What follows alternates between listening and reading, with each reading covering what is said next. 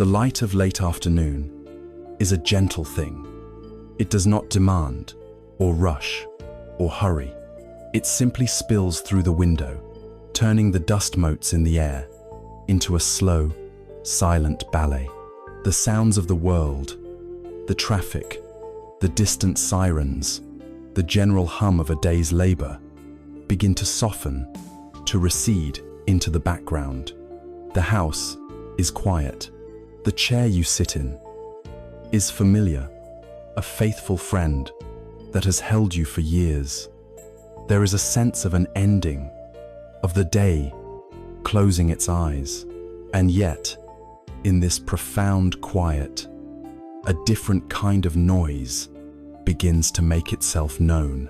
It is the hum of a life fully lived, a soundtrack composed of 60 or 70 or perhaps 80 years of memories, conversations, and choices.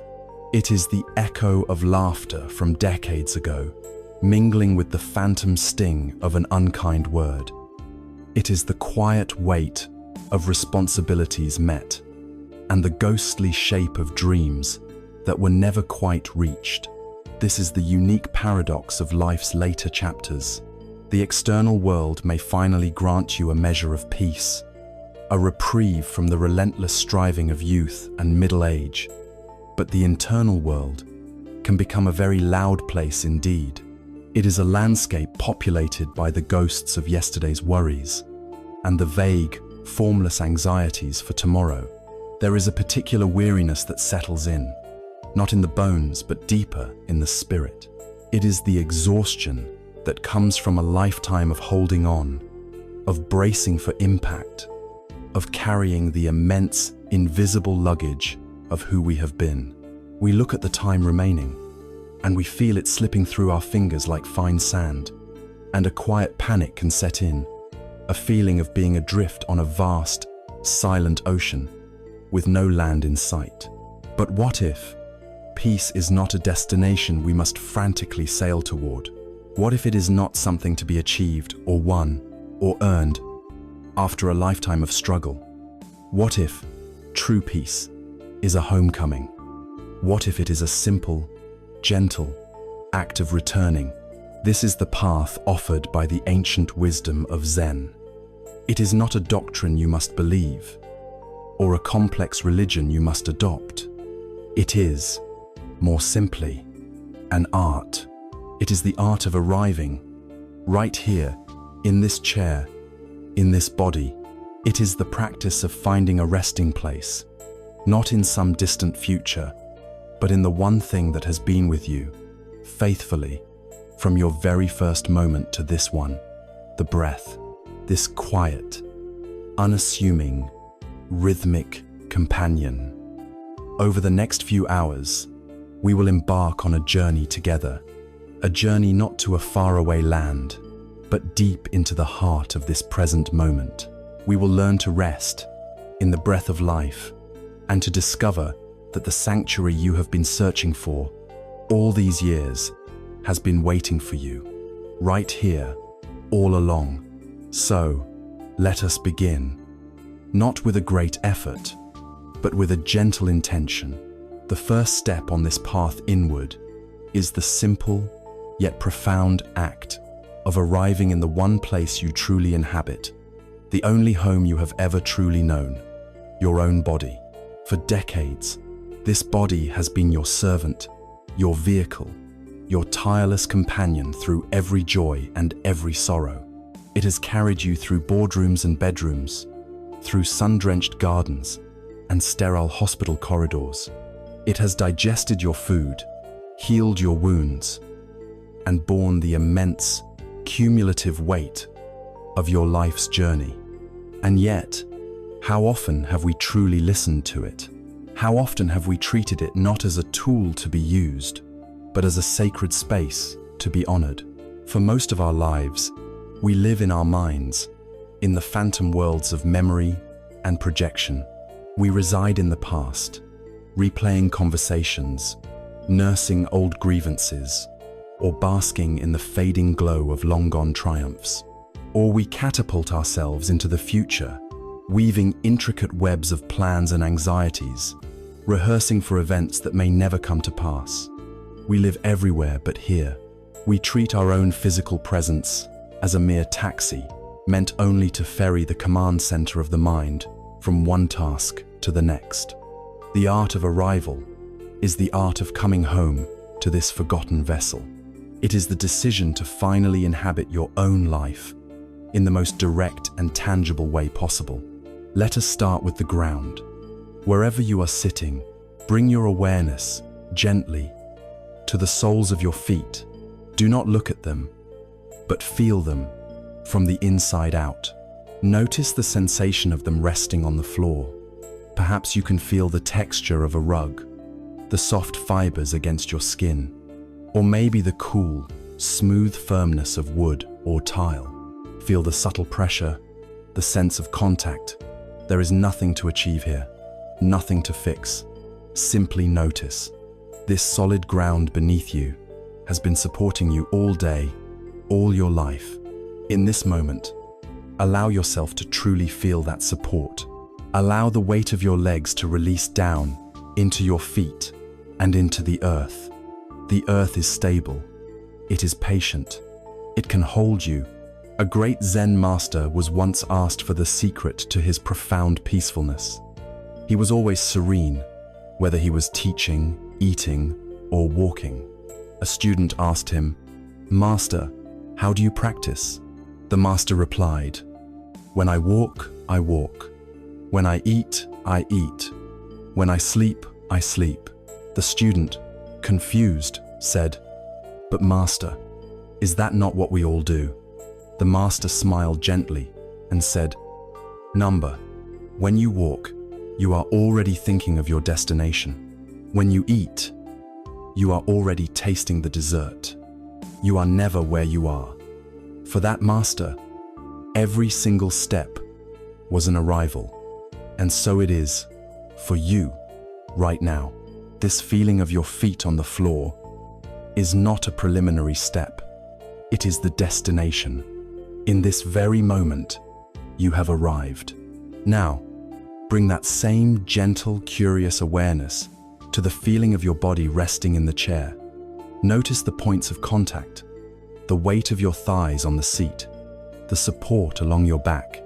Can you feel the texture of the fabric against your clothing or your skin?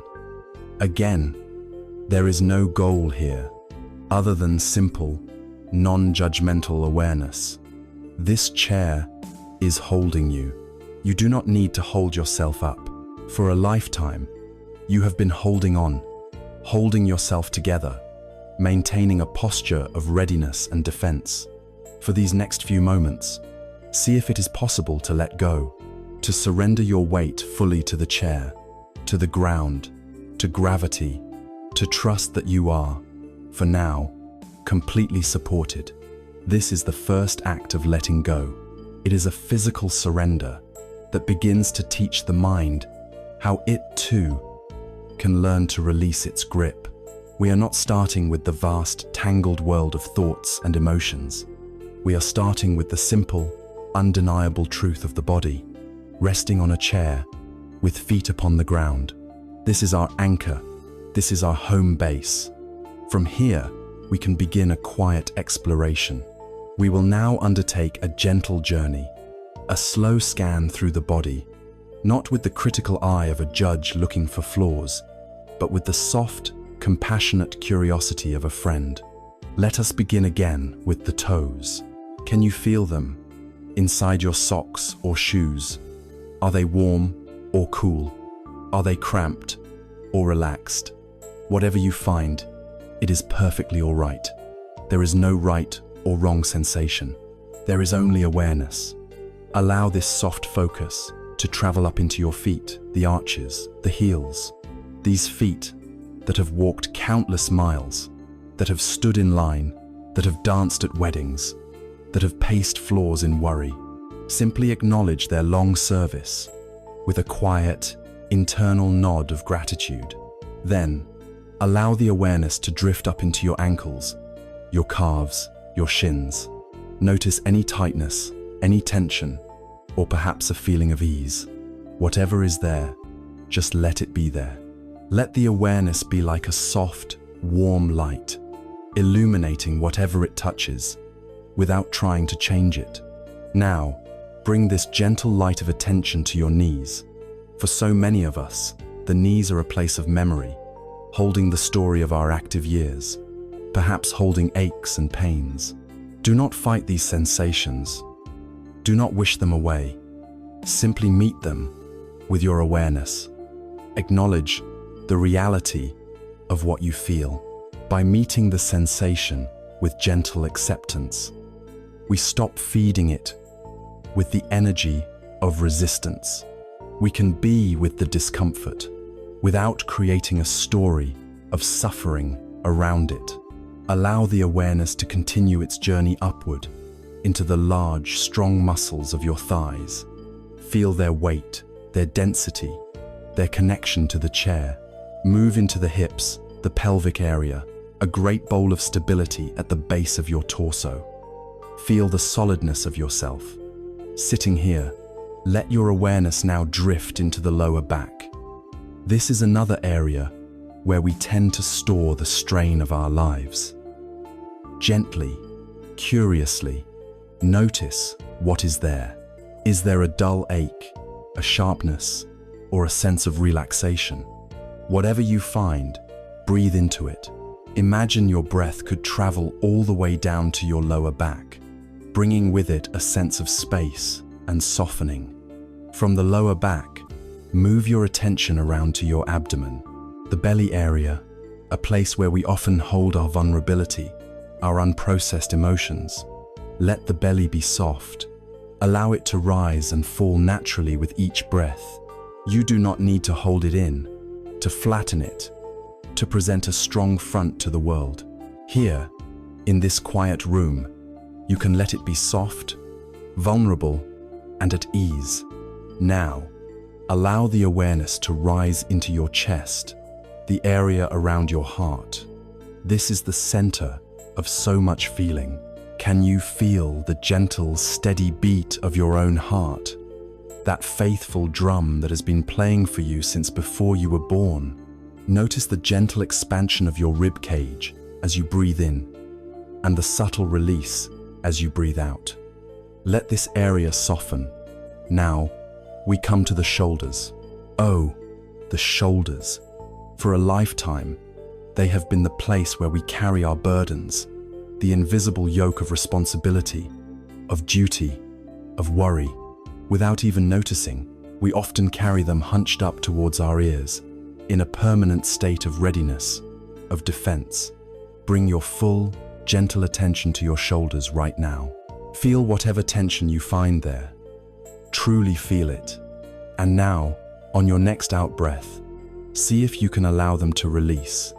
Let them drop, even by a fraction of an inch. Give yourself permission to set down the weight of the world, just for this moment. You do not need to carry it right now. Let your arms hang heavy from these softened shoulders. Let your hands rest in your lap. Feel the sensation of the air on your skin. These hands that have worked so hard, that have built and fixed and held and comforted. For now, they can simply rest. Bring the awareness up into your neck, another bridge where tension loves to gather. Gently notice it, and then focus on your jaw. Are you clenching your teeth? Many of us do, without ever realizing it. See if you can allow a tiny space to open between your upper and lower teeth. Let the jaw hang slack. You will be amazed how much tension can be released from this one simple act. Let this feeling of softness spread across your face. Let your cheeks be soft. Let the tiny muscles around your eyes release. And finally, bring your awareness to your forehead. Allow it to become smooth and wide and open. You have spent a lifetime frowning in concentration, furrowing your brow in worry. For now, you can let all of that go. Your body, from the tips of your toes to the crown of your head, is now resting. It is quiet. It has been noticed. and acknowledged with kindness. You have come home. In this newfound quiet of the body, this settled, peaceful landscape, you may begin to notice something. A gentle rhythm that was always there, but was lost in the noise. A soft, steady, reliable tide, rising and falling in the center of your being. It requires no effort. It asks for nothing. It is simply there, a testament to the fact that you are alive, right here, right now. This is your breath, and it is to this most faithful friend that we will turn our attention next. Now, in the quiet sanctuary of your settled body, let us turn our attention to this most constant and faithful companion, the breath. It is the first friend we meet upon entering this world with that first gasp of air, and it is the last to leave us with a final, gentle release.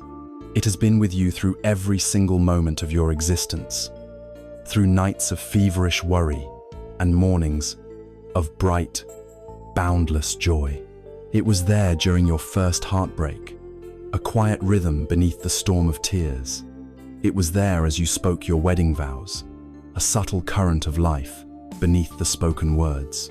It has been your partner in every effort, every success, every failure. And yet, for all its loyalty, we so rarely pay it any attention. It is the humble, silent servant, tirelessly working in the background, fueling every thought, every movement, every heartbeat, asking for absolutely nothing in return. To turn your attention to the breath is to finally acknowledge this lifelong friend. It is an act of profound gratitude. It is a way of saying, thank you for this gift of life which you bring to me again and again in every single moment. The practice is one of startling simplicity. Your task is not to change the breath. It is not to control it or manipulate it or make it deeper or slower or more spiritual. The breath knows precisely what to do. It has been breathing your body perfectly for 60, 70, or 80 years without any conscious help from you. To interfere now would be an act of arrogance, as if we, with our restless and anxious minds, know better than the ancient wisdom of the body. So, the first and most important instruction is to let go of all control. Let the breath breathe itself. Your only role is to be the gentle, curious witness. If the breath is shallow and quick, then let it be shallow and quick. If it is deep and slow, let it be deep and slow. There is no right or wrong way for the breath to be. There is only what is. Your practice is simply to rest your awareness upon this natural rhythm, like a butterfly resting gently on a flower, so lightly that the petals do not even tremble. To help anchor your attention, it can be useful to choose one specific spot in the body where the sensation of the breath is most clear to you. For some, this might be at the very tip of the nostrils. You can rest your awareness there and simply feel the sensation of the air as it enters and leaves. You might notice the air is slightly cooler on the in-breath and slightly warmer on the out-breath. You don't have to think the words cool or warm, but just feel the direct sensation. It is a subtle, delicate feeling. Stay there with that simple, physical reality. For others, the sensation might be more prominent in the chest. You can rest your attention in the center of your chest and feel the gentle expansion as the lungs fill with air, and the subtle deflation as the air is released. A gentle lifting and a gentle falling. There is no need to force it, just to feel the movement that is already happening. And for others still, the most obvious sensation is in the abdomen. Resting your awareness on your belly, you can feel the soft rise on the in-breath and the gentle fall on the out-breath, like a calm ocean tide, rising and falling, rising and falling.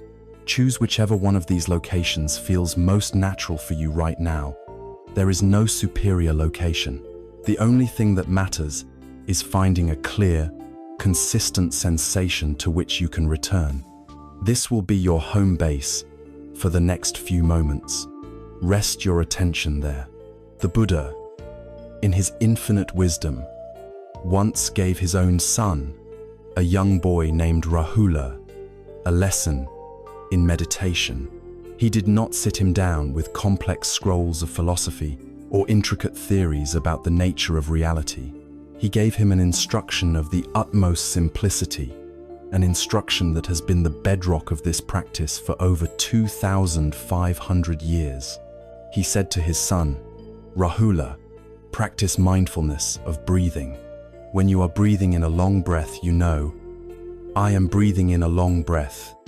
When you are breathing out a long breath, you know, I am breathing out a long breath. When you are breathing in a short breath, you know, I am breathing in a short breath. When you are breathing out a short breath, you know, I am breathing out a short breath. The profound beauty lies in that simple word, knows. It is not thinks about, it is not analyzes or judges. It is a direct, intimate, experiential knowing. You are simply knowing the breath as it is, without a story, without a commentary.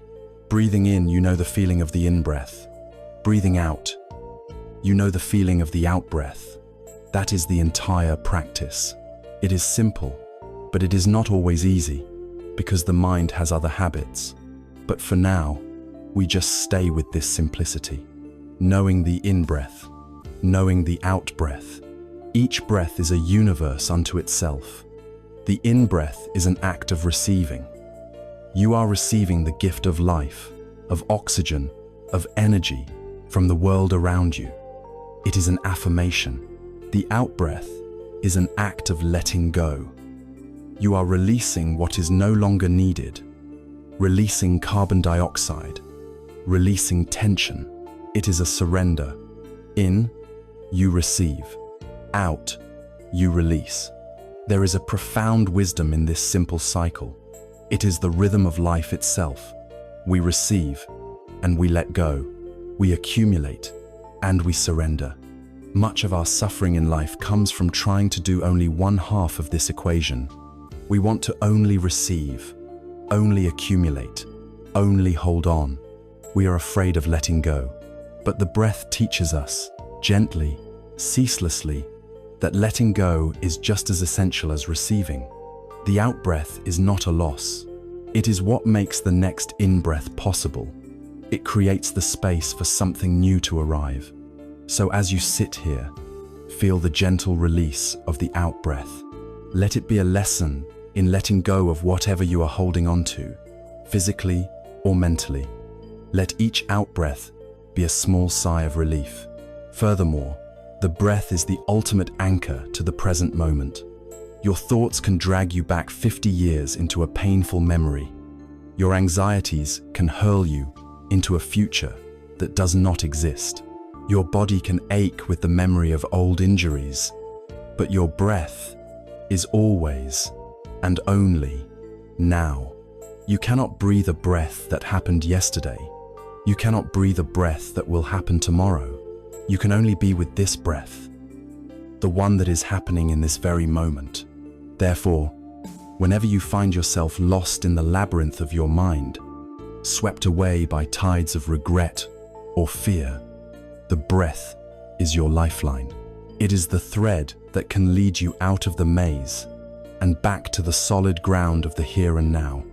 Returning your attention to the simple, physical sensation of the breath is returning to your life.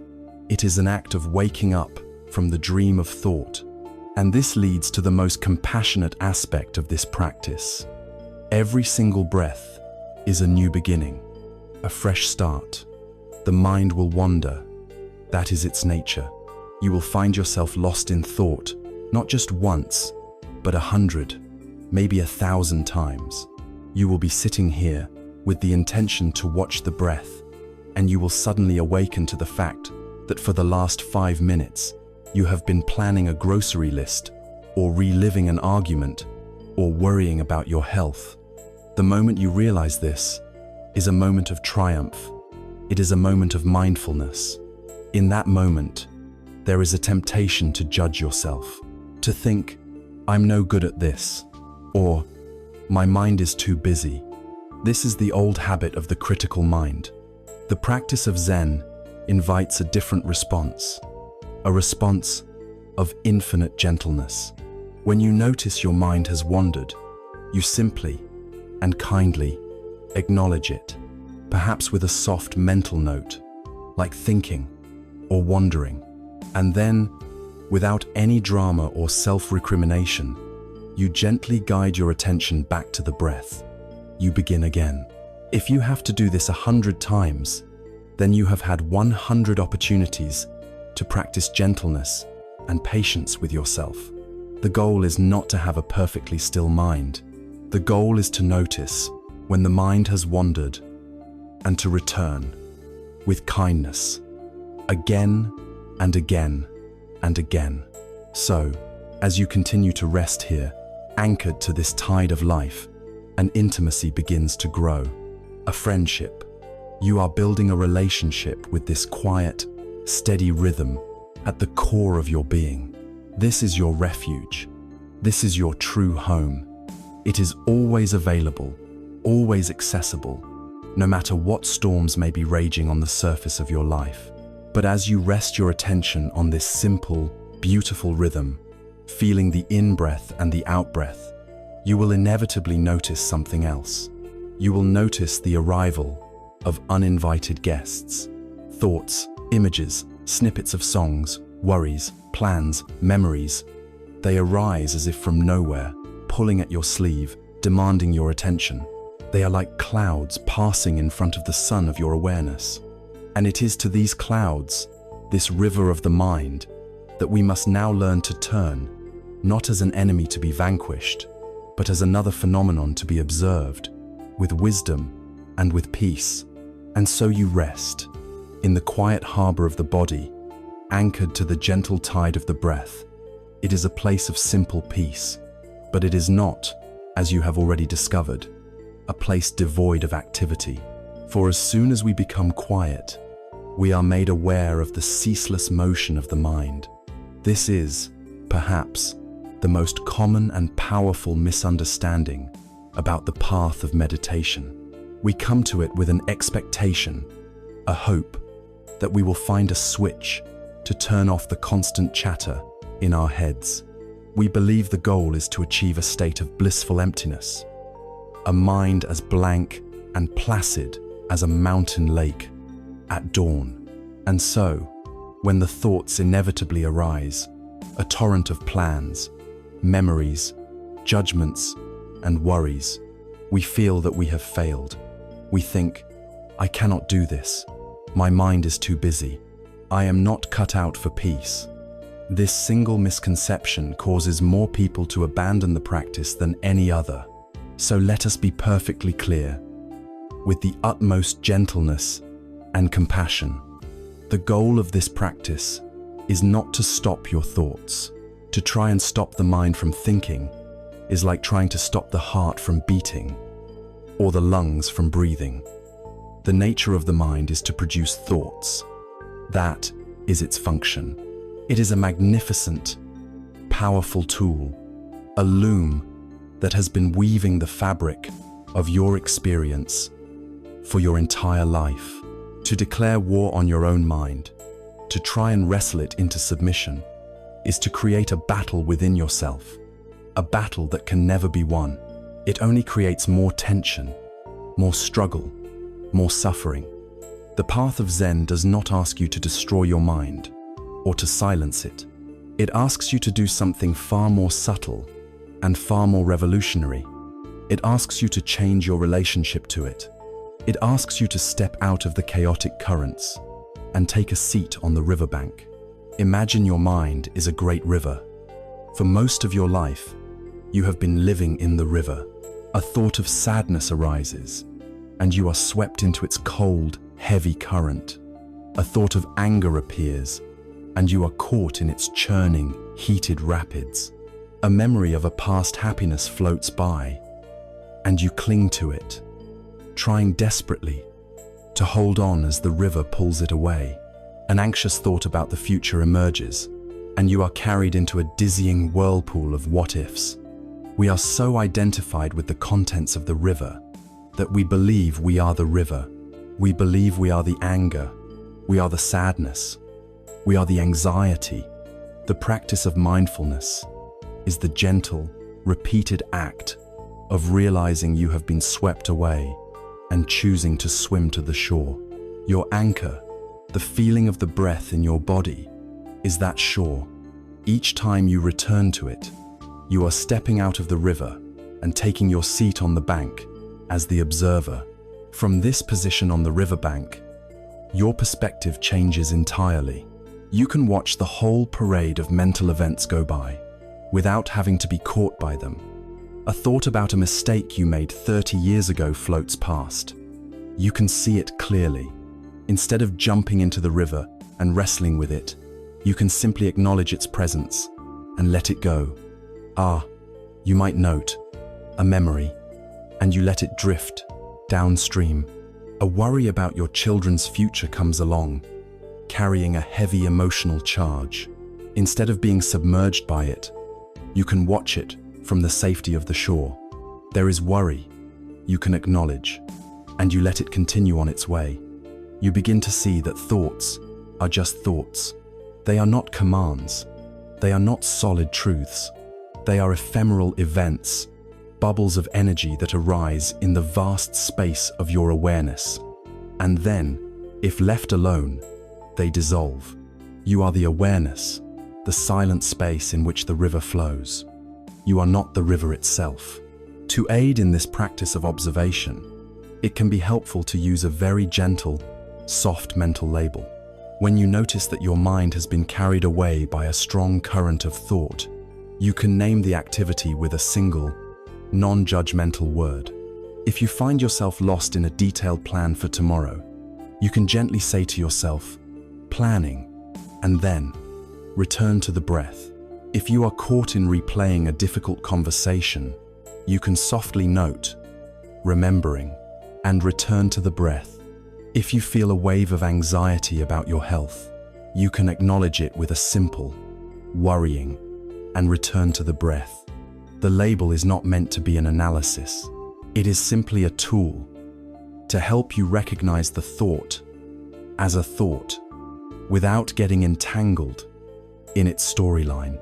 It is like seeing a particular type of cloud in the sky and thinking, a cumulus cloud, before returning your gaze to the vast, blue expanse of the sky itself. The sky is your awareness. The clouds are your thoughts. You are the sky, not the clouds. There is a wonderful Zen story that illustrates this liberation perfectly.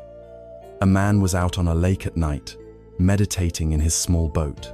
He had his eyes closed and was deeply absorbed in the peace and stillness of the water.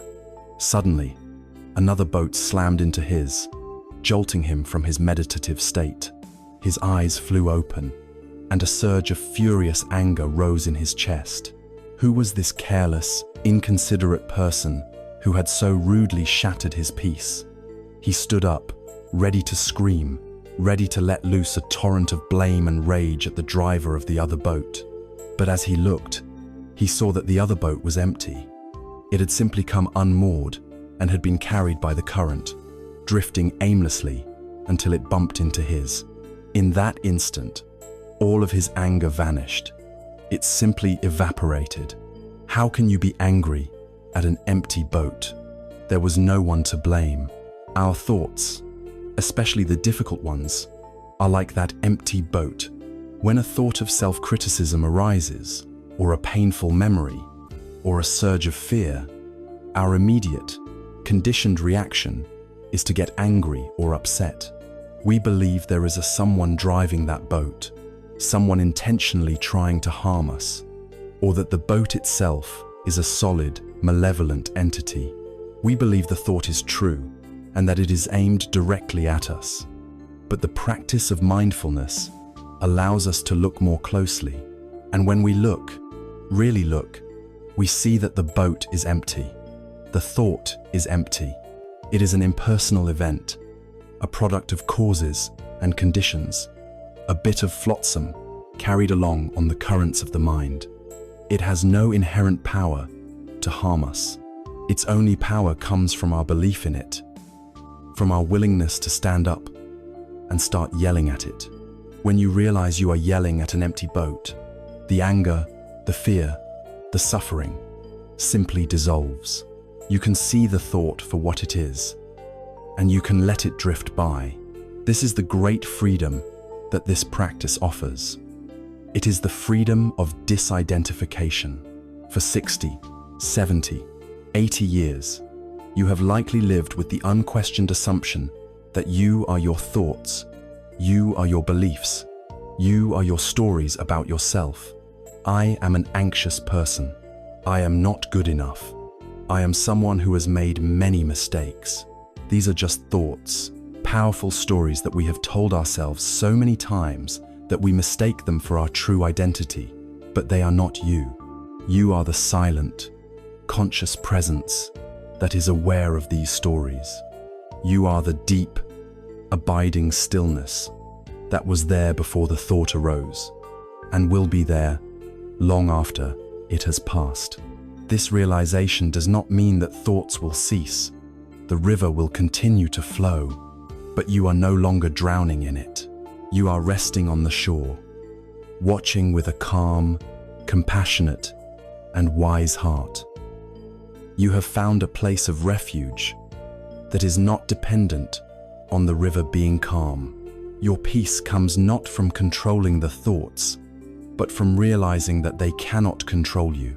As you sit here, on this riverbank, watching the endless, fascinating, and sometimes turbulent flow of your own mind, you begin to notice a fundamental truth, not just about your thoughts, but about the river itself, and about everything in existence. You notice that everything, without exception, arises, and everything, without exception, passes away. Nothing is here to stay. And this deep, intuitive understanding of constant change is our next step on this journey inward. As you rest on the riverbank of your own awareness, watching the endless stream of thoughts and sensations, a profound pattern begins to reveal itself.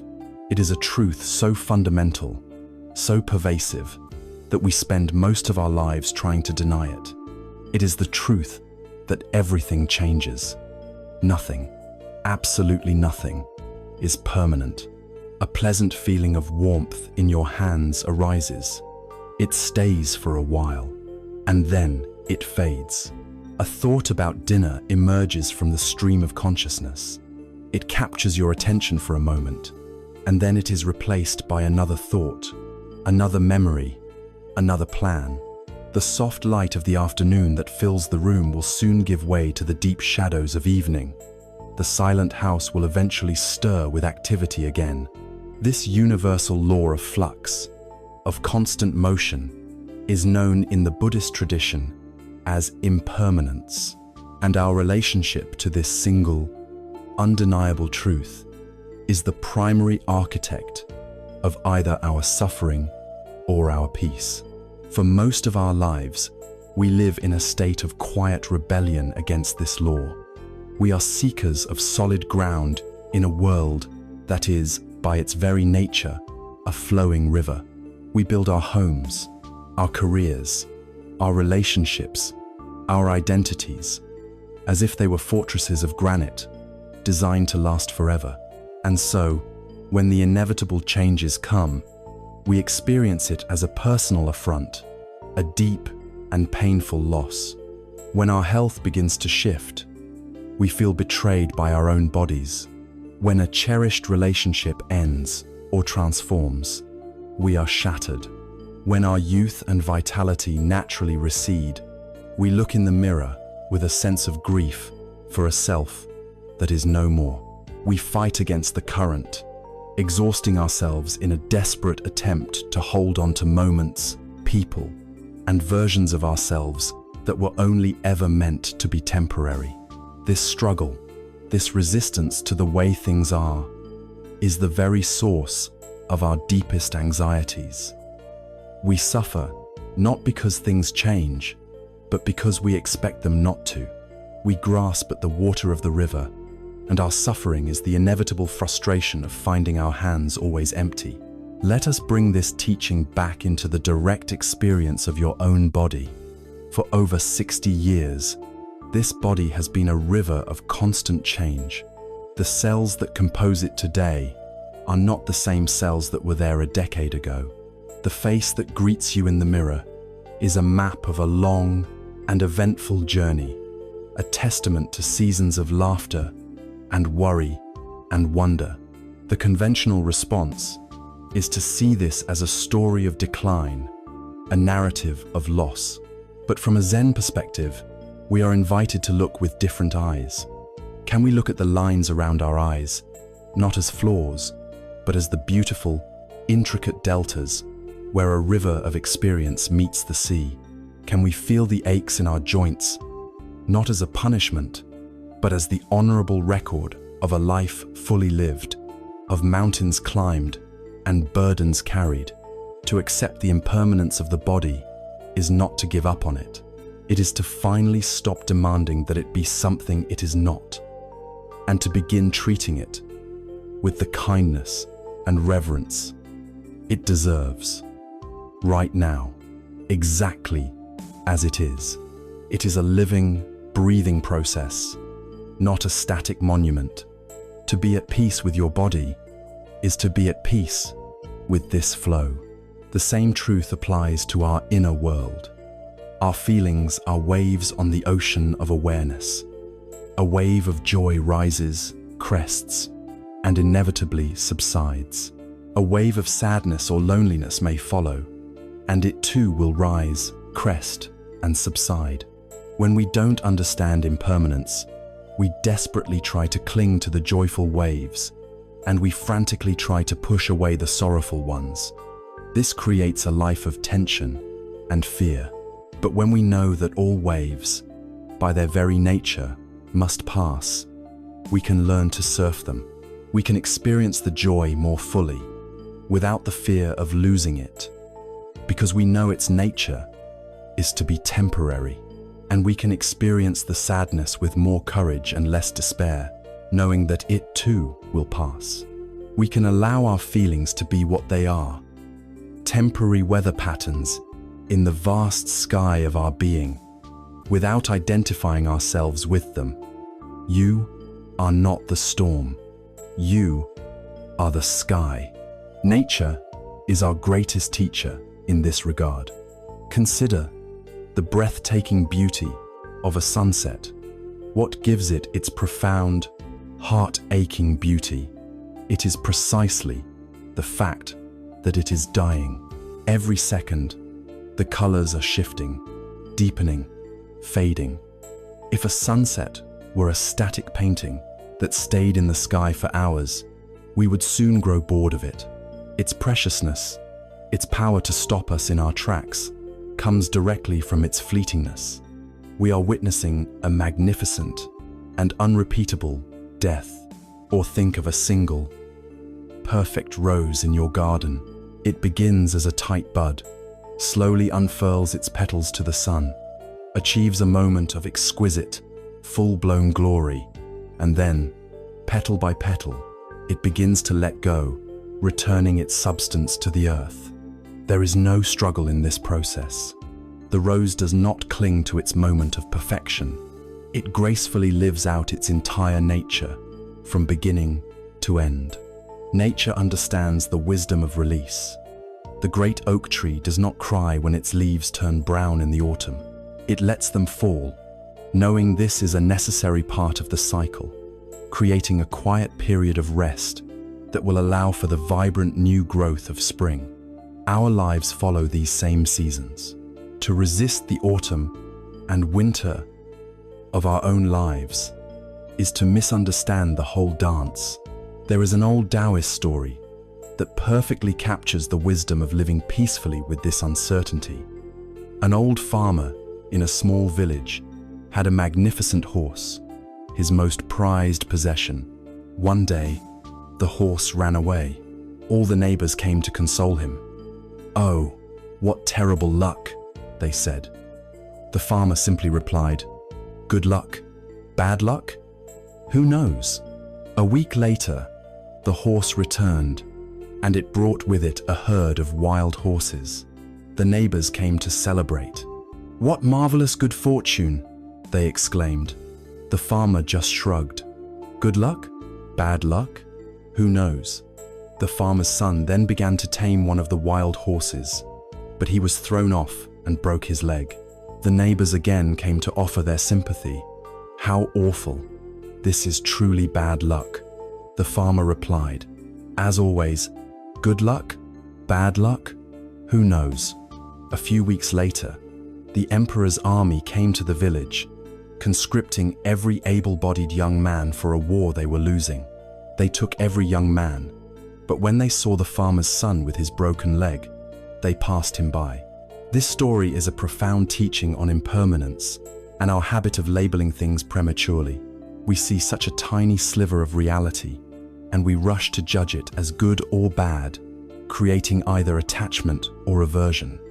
The farmer embodies the wisdom of Zen. He lives in a state of open acceptance, understanding that he cannot possibly know the full implications of any single event. He remains at peace because he is not clinging to any particular outcome. He is content to let the story unfold, to live in the reality of what is, rather than in the mental world of what he thinks it should be. This acceptance of impermanence is not a call for resignation or passivity. It is the exact opposite. It is a powerful, urgent invitation to be fully alive right now. It is because life is fleeting that this very moment is so unbelievably precious. It is because our time with our loved ones is not infinite that we should listen to them with our whole being. It is because the taste of this cup of tea will soon be gone that we should savor it completely. When we truly understand that nothing is permanent, we stop taking life for granted. We begin to see the sacredness in the ordinary. The simple act of breathing becomes a miracle. The warmth of the sun on our skin becomes a blessing. We stop sleepwalking through our days, waiting for some future moment of happiness, and we awaken to the richness of the life that is right here, in front of us. Impermanence is what gives life its flavor, its depth, its poignant beauty. When we truly, deeply understand that everything is a flowing river, we can finally begin to look at the heavy stones we have been carrying in our pockets for decades, the things we have desperately tried to hold on to against the current, and we can begin to ask ourselves, with genuine curiosity, why? As we sit with this profound truth of impermanence, this understanding that all of life is a flowing river, a natural question arises. If everything is in constant flux, why do we feel so heavy? If life is a river, why do we feel as though we are trying to swim while carrying a bag of heavy stones? This weight, this deep, soul-level exhaustion that so many of us feel in our later years comes from one single activity, an activity we have practiced diligently every day of our lives. It is the activity of clinging. The Buddha identified this clinging, this desperate grasping, as the very root of our suffering.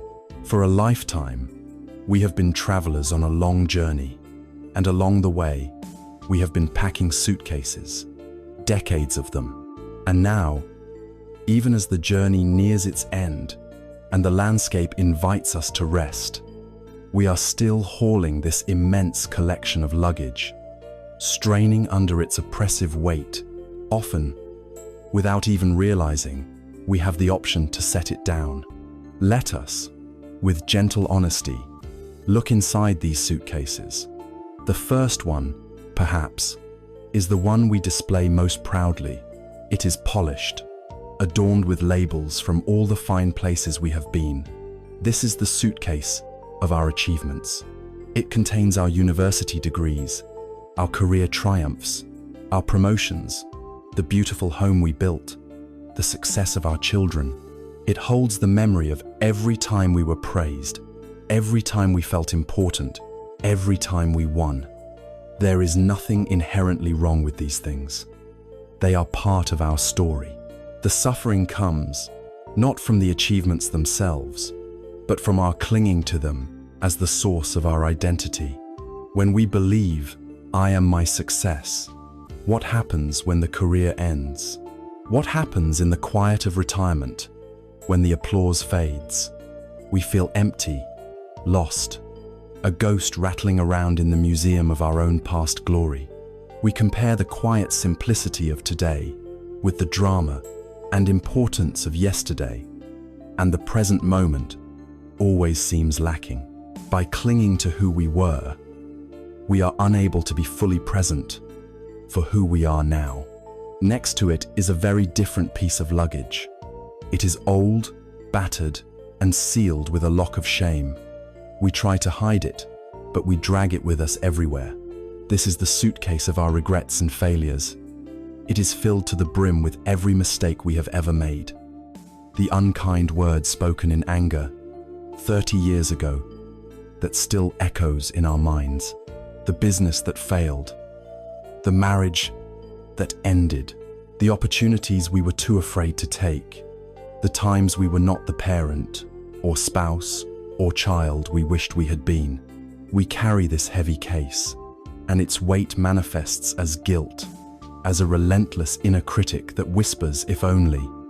It reploads our past with a filter of blame, and it robs our present of peace.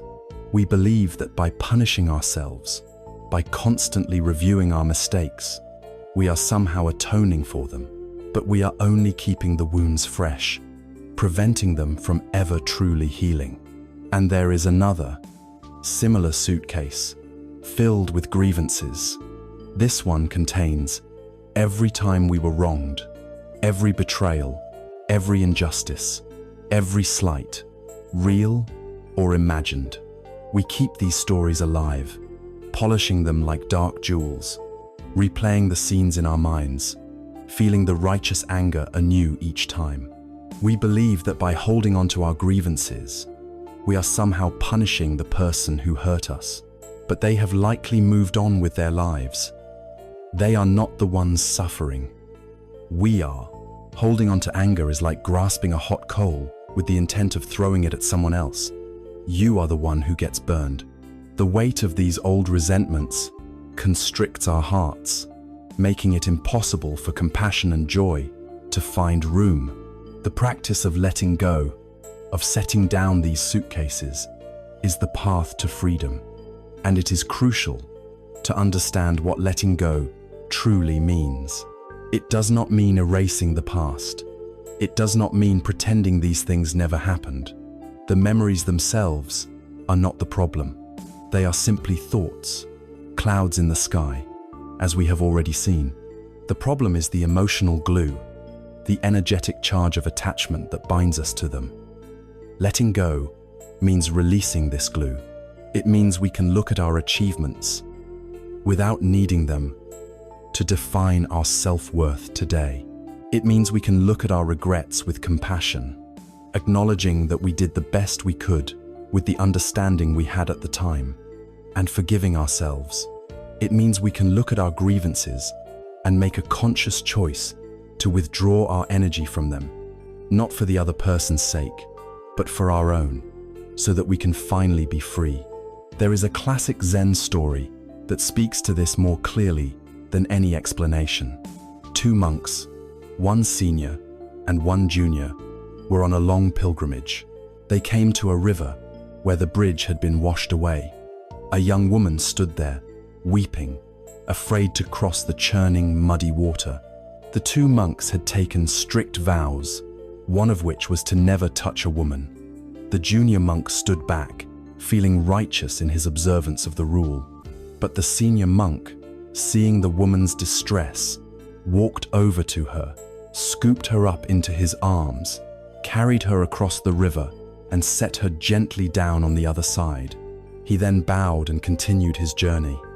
The junior monk was utterly scandalized. For the next several hours, as they walked, he fumed in silence.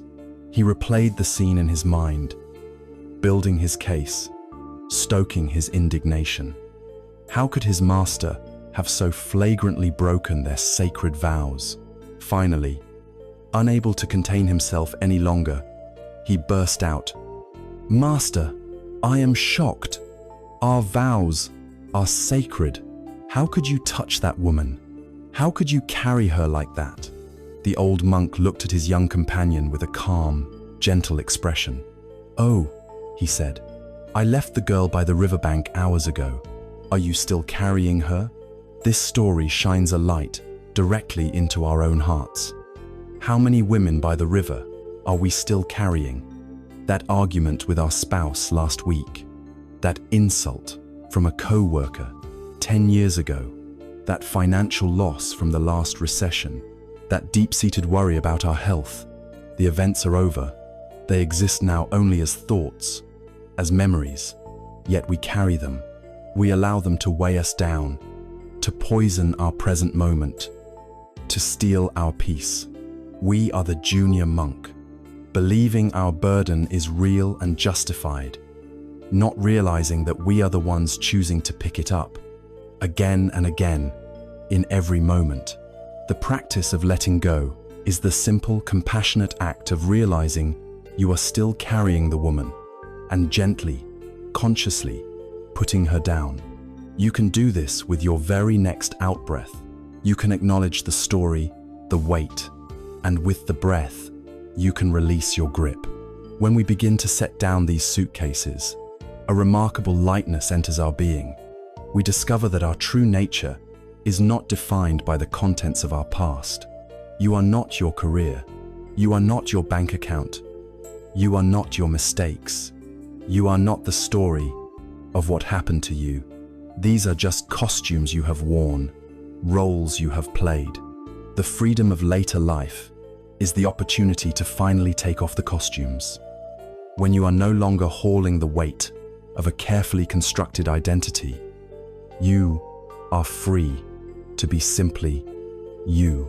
You can meet this moment, this person, this experience with a genuine openness, a childlike curiosity, because you are no longer filtering everything through the heavy lens of your past. Having set down the luggage of what you have done and what has been done to you, we can now look with gentle courage at the most fundamental piece of luggage of all, the very idea of the you who was supposedly carrying it. We can begin to investigate the nature of the carrier himself. Having set down the heavy suitcases of the past, the achievements, the regrets, the grievances, we experience a new lightness. But there is one piece of luggage left, the one we are holding so tightly, we do not even recognize it as luggage. It is the most personal, the most fundamental, the one we believe to be our very selves. It is the carrier, it is the sense of I, this constant, pervasive feeling that there is a permanent, continuous, and separate me at the center of our experience. This is the protagonist of our life story, the hero we have been defending, promoting, and protecting for 60, 70, or 80 years. We think of this I as the thinker of the thoughts, the feeler of the feelings, the CEO in the headquarters of the mind, the little person sitting just behind the eyes, looking out at the world and pulling the levers of the body and mind, the entire edifice of our life. Our pride, our shame, our fear is built upon the foundation of this single, unexamined assumption that there is a solid, unchanging me at the core of our being. The next step on this journey, and it is a profound one, is to turn the light of our awareness onto this very foundation. It is to undertake, with gentle curiosity, a search for this self. Let us begin this investigation, not as a hostile interrogation, but as a genuinely open-ended inquiry. Where is this I? that you take yourself to be. A natural first place to look is the body. Is your body you? At first it seems obvious, but let us look closer. As we have already discovered, the body is a river of constant change. The skin you have today is not the skin you had 7 years ago. The bones, the blood, the organs are all in a state of ceaseless flux, with old cells dying and new ones being born. If the body is you, which part is it? Is it your hand? If you were to lose a hand, would you be any less you? Surely not. Is it your heart? Many people now live with the hearts of others. Are they now a different person? The more we search for a permanent, unchanging self within the physical frame, the more we find only a collection of changing parts, a biological process. The body is something you have, but it does not seem to be what you are. It is the house, but is it the owner of the house? So, if the self is not in the body, perhaps it is in the mind. Is I the thinker of your thoughts? Let us look at the river of the mind we observed earlier. A thought of anger appears, followed by a thought of kindness. A memory of childhood is replaced by a plan for tomorrow. If you are your thoughts, which one are you? Are you the angry thought or the kind thought? You cannot be both at once, and they are all so fleeting, like clouds passing in the sky. It seems more accurate to say that you are the awareness of the thoughts, the space in which they appear. But what is this awareness? When we try to grasp it, it is like trying to catch a fistful of air. The thoughts are visitors in the house, but none of them seem to be the permanent resident, the owner. What about your feelings? Are you your emotions? This is even more unstable. In the morning, you might feel sad. In the afternoon, joyful. In the evening, tired and peaceful. If you were your feelings, your identity would be shifting from moment to moment. It would be like trying to build a house on the surface of the ocean. The feelings are also visitors, powerful and compelling, but temporary. They pass through you, but they are not the essential you. So we look in the body, and we do not find a permanent self. We look in the thoughts, we look in the feelings, and we do not find it there either. We look at our roles, our stories, our names. These are just labels, costumes we wear that change with time and circumstance. The great, startling, and ultimately liberating discovery of the Zen path is this. After a thorough search, no such fixed, independent, solid self can be found. The CEO is not in the office. The driver is not in the driver's seat. The house has no owner. This teaching, known as anatta or no self, is not saying that you do not exist. You are clearly here, breathing, thinking, feeling. What it is saying is that you do not exist as a separate, solid, unchanging thing. What you call I is not a noun, but a verb. It is a process, a happening, a ceaseless flow of interconnected, impermanent physical and mental events. There is a famous dialogue from the Buddhist scriptures that makes this clear. A wise sage named Nagasena was questioned by a Greek king, Melinda, who was a sharp and logical thinker. The king asked the sage what his name was. The sage replied that he was known as Nagasena, but that this was only a name, a convenient designation, and that no permanent person or self could be found. The king was astounded. He said, "If there is no person, then who is it that wears these robes and eats this food?" Nagasena responded by asking the king about his chariot. He asked, "Your Majesty, is the chariot the wheels?" The king said, "No, venerable sir. Is it the axle? Number? Is it the frame, the ropes, the yoke?" To each question, the king replied, "Number." Nagasena then said, "So, Your Majesty, chariot is simply a name we give to this collection of parts when they are assembled in a certain way. It has no independent existence apart from its components. In the same way, Nagasena is a convenient name for the collection of the body, feelings, perceptions, thoughts, and consciousness. Apart from these, no permanent Nagasena can be found." At first, this idea can be frightening. If there is no me, am I nothing? Am I being annihilated? But this is a misunderstanding. The discovery of no self is not a loss, but a profound liberation. It is the setting down of the heaviest suitcase of all. Think of the immense energy you have spent over your entire life, protecting and defending the fragile ego. You have worried about what I will look like, whether I will succeed, what others think of me. You have felt the sting of insults to me, the pride of praise for me. It is an exhausting, lifelong, and ultimately impossible task to defend this phantom. To realize that there is no solid self to defend is to be freed from this prison of self-consciousness. The need to be right, to look good, to be in control, simply begins to dissolve. This brings a great and compassionate freedom. When you make a mistake, if there is no solid me who is a failure, there is only a human process where a mistake occurred. The crushing weight of self-blame and guilt can be released.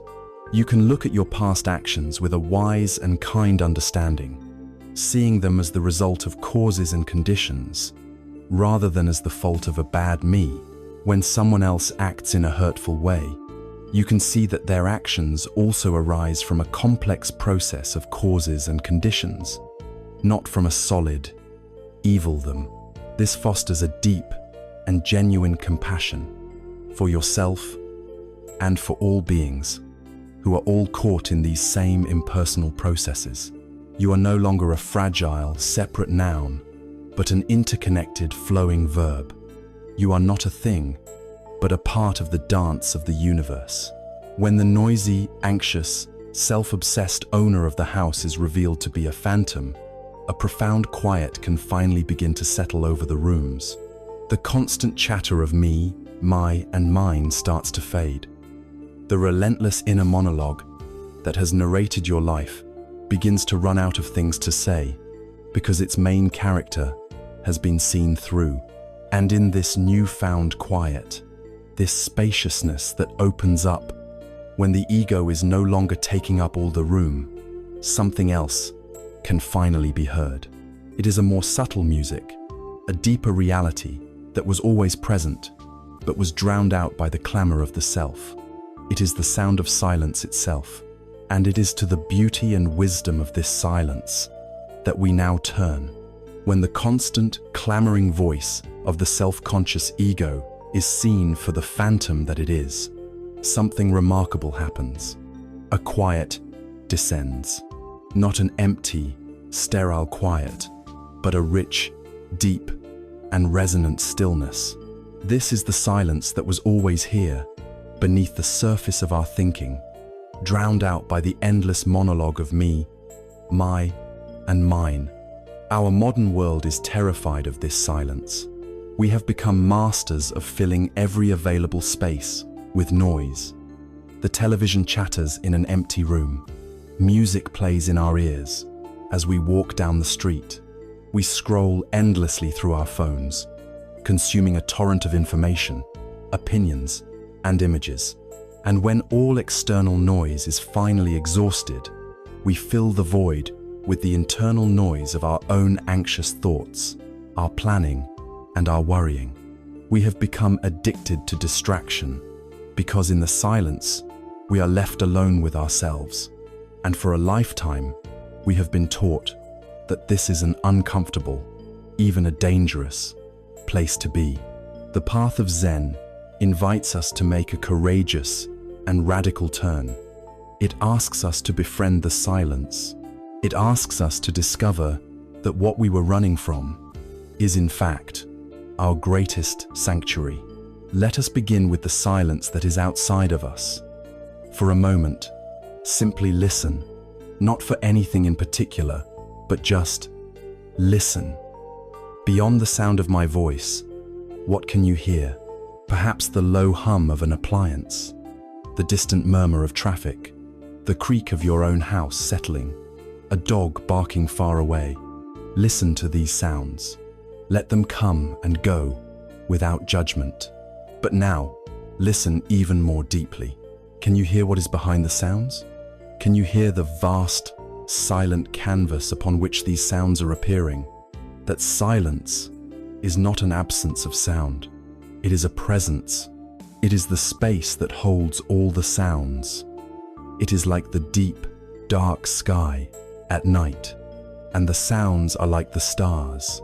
We are so accustomed to only noticing the stars that we have forgotten the profound, infinite vastness of the sky that allows them to shine. To practice with silence is to shift your attention from the stars to the sky, to rest in the immense, peaceful quiet that holds everything. Think of a piece of music that has moved you deeply. Was it only the notes that moved you? Or was it also the pauses, the rests, the spaces between the notes? A great composer knows that the silence is as important as the sound. The silence creates rhythm, it builds tension, it allows for emotional release. Without the silence, music would be nothing but an unbearable, chaotic wall of noise. The silence is what gives the notes their meaning. The same is true for a great work of art. The empty space on the canvas, the negative space, is what gives power and definition to the subject. So it is with our lives and with our minds. We have spent our lives being obsessed with the notes, with the frantic activity of our thoughts. We have believed that our value, our very existence, lies in the quality and quantity of these thoughts. We have completely ignored the silence, the spacious awareness from which the thoughts arise and into which they dissolve. The practice now is to begin to appreciate the beauty of this inner space. It is to find the rest, the pause, the silence between two thoughts. At first, this may seem impossible. The thoughts can seem so constant, so back to back, that there is no space between them at all. This is normal, but as you sit, and as you become less interested in grabbing onto each thought as it passes, you may begin to notice tiny gaps. A thought ends, and for a microsecond, before the next one begins, there is a flicker of pure, thought-free awareness. It is just a tiny clearing in the dense forest of the mind. Do not try to force these gaps to be longer. Do not try to create them. That is just more thinking. Simply notice them when they happen, and when they do, rest in that opening. That tiny gap is a moment of profound peace. It is a window into your true nature, which is this silent, spacious awareness itself. Over time, as you practice, these gaps may naturally begin to widen. The forest begins to thin out. You find yourself resting more and more in the clearings, and you are less and less troubled by the thickets of thought. There is a story of a devoted student who sought out a great Zen master. He had read all the books, he had studied all the philosophies, and yet he still felt that he was missing the essential point. He finally gained an audience with the master, and with great sincerity, he asked the ultimate question: "Master, please tell me, what is the fundamental truth of Zen?" The student braced himself for a profound, complex, and paradoxical answer, but the master did nothing. He said nothing. He simply sat there, perfectly still, looking at the student with a calm, quiet gaze. At first, The student was confused, then impatient, then a little frustrated. He thought, "I have come all this way, and he will not even speak to me." But because he was in the presence of the master, he felt compelled to remain quiet himself. And as he sat there in the shared deepening silence, his own busy mind, which had been so desperately grasping for an answer, began to slow down. His thoughts began to settle like dust in an undisturbed room. And in that quiet, he began to truly hear, for the first time, the sound of the wind blowing through the pine trees outside the temple. He began to truly see the way the light fell across the wooden floor. He could feel the simple, miraculous sensation of his own breath rising and falling. In that moment, tears came to his eyes, because he realized the master had given him the most profound teaching of all. The ultimate truth was not a concept to be understood by the thinking mind.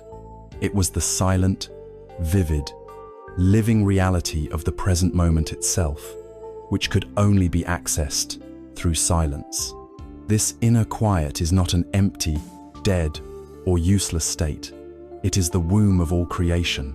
It is the fertile ground from which all true wisdom, creativity, and compassion arise. When our minds are constantly noisy and cluttered, there is no space for a new insight, a fresh perspective, or a creative solution to emerge. We just keep recycling the same old, tired thoughts. But when we cultivate inner silence, we are creating the conditions for something new to be born. It is in the quiet of the heart that we can finally hear the subtle whispers of our own intuition. It is in the stillness of the mind that the answers we have been so desperately searching for can finally reveal themselves. They were there all along, but we were simply making too much noise to hear them. With this, we come to the end of the first part of our journey together. We have traveled from the anxious, restless mind to the quiet stillness of the settled body. We have befriended the constant, faithful rhythm of the breath. We have learned to sit on the bank of the river of our mind, watching the thoughts pass by without being swept away. We have looked deeply into the universal law of impermanence and seen how our resistance to it creates our suffering. We have begun the process of setting down the heavy luggage of a lifetime, the attachments to our past and our identities. We have even dared to look for the carrier of this luggage, the solid self, only to find that the house has no permanent owner. And finally, we have arrived here, in this place of profound, restorative silence. This silence is not an end point. It is not the goal. It is the beginning. It is the clean, tilled, and fertile soil of the heart. And it is upon this prepared ground that we can now begin to consciously plant the most beautiful flowers of the human spirit. We will now move from the practice of letting go to the practice of active cultivation. And we will begin with the seed of compassion. From the fertile ground of silence, we now begin the sacred work of cultivation. For the first part of our journey, we have been like a patient gardener, clearing a long neglected patch of land. We have pulled the stubborn weeds of mental chatter, removed the heavy stones of past attachments, and even questioned the existence of the fence we thought defined our little plot. We have tilled the soil, and now it is ready. It is receptive, open, and waiting. And the very first seed we must plant in this garden of the mind, the seed from which all other virtues will grow, is the seed of compassion. And it must be planted in the one place we have so often neglected, the one place we have treated with the harshest judgment. We must first plant it for ourselves. For many of us, this is the most difficult task of all. We may find it easier to feel compassion for a stray animal, for a struggling stranger, or for a beloved family member, than to offer that same gentle kindness to ourselves. For 60, 70, or 80 years, we have lived with a relentless inner critic, a harsh judge who keeps a detailed and flawless record of every one of our failures, our shortcomings, and our transgressions. This voice is the source of so much of our hidden suffering. It tells us we are not smart enough, not successful enough, not good enough. It replays our most embarrassing moments and our most painful mistakes, ensuring the wounds of shame and guilt never fully heal. We would never dream of speaking to a friend or even an enemy with the same cruelty and contempt that we so often direct toward ourselves. The practice of compassion, or metta, in the Buddhist tradition, begins with the radical act of learning to befriend this tormented self. It is the practice of becoming our own ally, our own dearest friend. The method is simple, gentle, and profound. It does not involve force, or struggle, or pretense. It is a practice of sincere, heartfelt wishing. We will repeat a few simple phrases, directing them inward, not as an affirmation of a reality that we don't feel, but as the planting of a beautiful intention. The power is in the sincerity of the wish itself. We are watering a seed, and we must trust that in time it will sprout. So, as you sit here, in this quiet space, I invite you to place a hand gently over your own heart, to feel the warmth and the gentle rhythm of your own life. And then, silently, in the privacy of your own mind, you can offer yourself these wishes.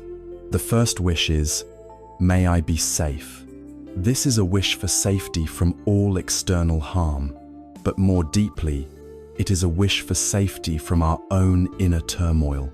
May I be safe from the tyranny of my own self-criticism. May I be safe from the storms of my own anger, my own fear, and my own despair. May I find a place of refuge and security within my own heart. Silently, offer this to yourself with as much sincerity as you can muster. May I be safe. The second wish is, may I be happy. This is not a wish for fleeting pleasure or constant excitement. It is a wish for a deep and abiding happiness, a sense of well-being that is not dependent on external conditions. It is the happiness that comes from a peaceful heart and a mind at ease. It is the quiet joy of being alive. Gently, wish this for yourself. May I be happy. The third wish is, may I be healthy. This is a wish for the health of the body, for freedom from sickness and pain. But it is also a wish for the health of the mind and the spirit. May I be free from the sickness of resentment, the poison of jealousy, the fever of grasping. May I have the strength and vitality to meet the challenges of life with grace. Offer this wish to your entire being. May I be healthy. And the fourth wish is, may I live with ease. This is a wish for a life with less struggle, less resistance, less friction. It is not a wish for a life without challenges, for that is impossible. It is a wish that we may navigate those challenges with a sense of softness, of grace, of acceptance. May I not fight so hard against the current of life. May I learn to move with more gentleness and peace, with kindness. Offer this to yourself. May I live with ease. As you repeat these phrases, you may notice some resistance. The inner critic may pipe up, saying, I don't deserve this, or this is selfish, or this feels artificial and fake. Acknowledge these thoughts. They are just more clouds in the sky. The thought that you do not deserve compassion is the very wound that we are trying to heal. Compassion is not a reward for good behavior. It is a fundamental human need, like water or air. You do not need to earn the right to breathe, and you do not need to earn the right to be treated with kindness, especially by yourself. The idea that this is selfish is a deep misunderstanding. In reality, self-compassion is the most generous foundation for a happy life. You cannot pour tea for others from an empty teapot. When your own heart is filled with bitterness and self-recrimination, that is what will inevitably spill out onto those around you. When your heart is filled with the warmth of self-acceptance and kindness, that warmth will naturally radiate outward and touch everyone you meet. Filling your own well is the most loving thing you can do for the world. There is a story of a man who was tormented by a deep sense of guilt over things he had done in his past. He felt he was living in a dark prison of his own making, and he could find no peace. He heard of the great wisdom of the Buddha, and so he traveled for many days to seek him out. When he finally came before the Buddha, he fell to the ground and confessed his story, weeping with remorse. "Please," he begged, "release me from this prison. Forgive me for what I have done." The Buddha listened with immense, unwavering compassion. When the man had finished, the Buddha looked at him kindly and asked a very simple question. "Tell me," he said, "who is it that has tied you up? Who is the one who has locked you in this prison?" The man was stunned into silence. He looked inward, and he realized with a shock that there was no external force, no God, no person, who was holding him captive. He was his own jailer. His own relentless self-judgment was the lock, the bars, and the prison walls. The key to his freedom had been in his own pocket the entire time. This practice of loving kindness is how we learn to use that key. It is the act of self-forgiveness. And self-forgiveness does not mean we condone our past mistakes or pretend they didn't cause harm. It means we look upon the person we were in the past with understanding. We recognize that, given our level of wisdom at the time, our own pain, our own ignorance, our own conditioning, we acted as we did. We can feel sorrow for the action without continuing to eternally punish the actor. We can accept our flawed, imperfect, beautiful, and shared humanity. This is the ultimate act of kindness. It is the moment we stop being our own jailer and instead become our own liberator. So continue, for these next few moments, to simply rest in this garden of the heart. With each in-breath, imagine you are breathing in this warmth, this kindness. With each out-breath, offer these wishes to yourself again and again. May I be safe. May I be happy. May I be healthy. May I live with ease. Let these words be a gentle rain, falling on the dry, hard soil of your heart. Do not worry if you feel nothing spectacular. We are just planting seeds. We are just beginning the tender work of watering them.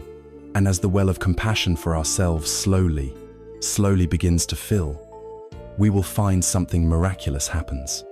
It begins to overflow. The kindness we have so tenderly offered to ourselves cannot be contained. It naturally seeks to extend its warmth outward to all the other struggling, beautiful, and imperfect beings in our world. And it is to them that we will turn next. Having discovered the well of kindness within our own hearts, and having tenderly planted the seeds of compassion for ourselves, we find that a remarkable transformation begins. True compassion is not a finite resource that can be depleted. It is more like a spring. The more you allow it to flow, the more freely and abundantly it comes. The kindness we have learned to offer ourselves naturally wishes to expand. It seeks to radiate outward, to touch the lives of those around us. This is the movement from simple self-acceptance to a deep, resonant compassion for all beings. It is the practice of learning to see the world, not with our old eyes of judgment and separation, but with the soft, wise, and all-embracing eyes of a Buddha. Let us begin this outward radiation in the easiest and most natural place.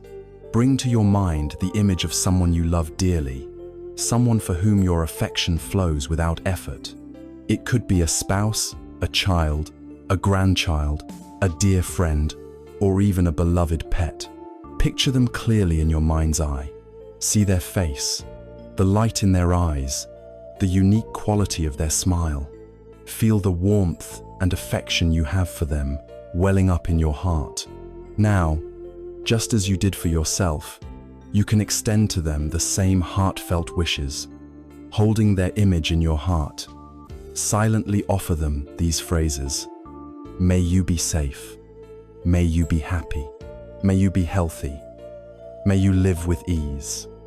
As you repeat these words, truly mean them. Let your heart extend its warmth and sincere goodwill to this cherished being. Feel the simple, uncomplicated joy of wishing someone well. There is no struggle here. This is the natural movement of an open heart. Now, let us gently widen the circle.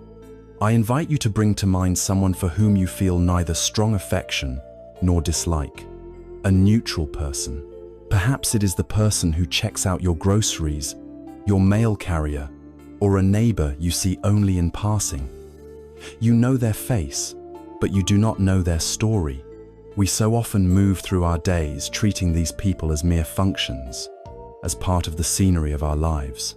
This practice invites us to see them as a complete person, just like us. This person, just like you, has a life filled with their own hopes, their own fears, their own secret sorrows and private joys. They too wish to be happy. They too wish to be free from suffering. So, bring the image of this neutral person to your mind, and with a sense of shared humanity, extend the same wishes to them. May you be safe. May you be happy. May you be healthy. May you live with ease. In doing this, we begin to dissolve the artificial walls that separate our world into people who matter and people who don't. We begin to recognize that every single person is the center of their own universe, and every person is worthy of our kindness. And now, we come to the most challenging and perhaps the most transformative step in this practice. I invite you to bring to mind someone with whom you have a difficult relationship. It is wise to start with someone who is only mildly irritating, not the source of your deepest wounds. Perhaps it is a relative who always says the wrong thing, or a neighbor whose habits you find annoying. Bring this person's face to your mind. Immediately, you may feel a familiar clenching in your heart, a tightening in your stomach. The old stories of resentment and judgment may begin to play automatically. Notice this reaction. Acknowledge it with kindness, and then see if it is possible, as an experiment in your own freedom, to offer this person the same wishes. This will not be easy. It may feel forced or even impossible. Your mind may scream in protest. But remember, this practice is not for them. It is for you. It is an act of healing for your own heart. Holding on to resentment is the poison we drink ourselves. Offering compassion, however reluctantly, is the antidote. So, to the best of your ability, looking past the difficult personality to the struggling being within, offer the wish. May you be safe. May you be happy. May you be healthy. May you live with ease. You are not condoning their behavior. You are not saying what they did was right. You are simply making a courageous choice to no longer carry the hot coal of anger in your own heart. You are choosing your own peace. Why would we do such a difficult thing? We do it because deep down, we understand that this person's difficult behavior, their anger, their selfishness, their carelessness, does not come from a place of peace and happiness. Happy, peaceful people do not go around causing harm. Hurt people hurt people. Their actions are the result of their own suffering, their own confusion, their own inner turmoil. They are like the empty boat we spoke of earlier, adrift on the currents of their own pain, bumping into others and causing distress. To see this is to see them not as a monster, but as a suffering being, worthy of compassion. The great Zen master, Thich Nhat Hanh, offered a beautiful teaching to help us see this deep connection. He would hold up a single sheet of blank paper and ask, "What is this?" We would say, "It is a piece of paper," but he would invite us to look more deeply. He would explain that if we look into the paper, we can see a cloud. Without a cloud, there can be no rain. Without the rain, the trees cannot grow. And without the trees, we cannot make paper. So the cloud is in the paper. If we look further, he would say, we can see the sunshine that was necessary for the tree to grow. We can see the logger who cut down the tree, and we can see the logger's parents who gave birth to him.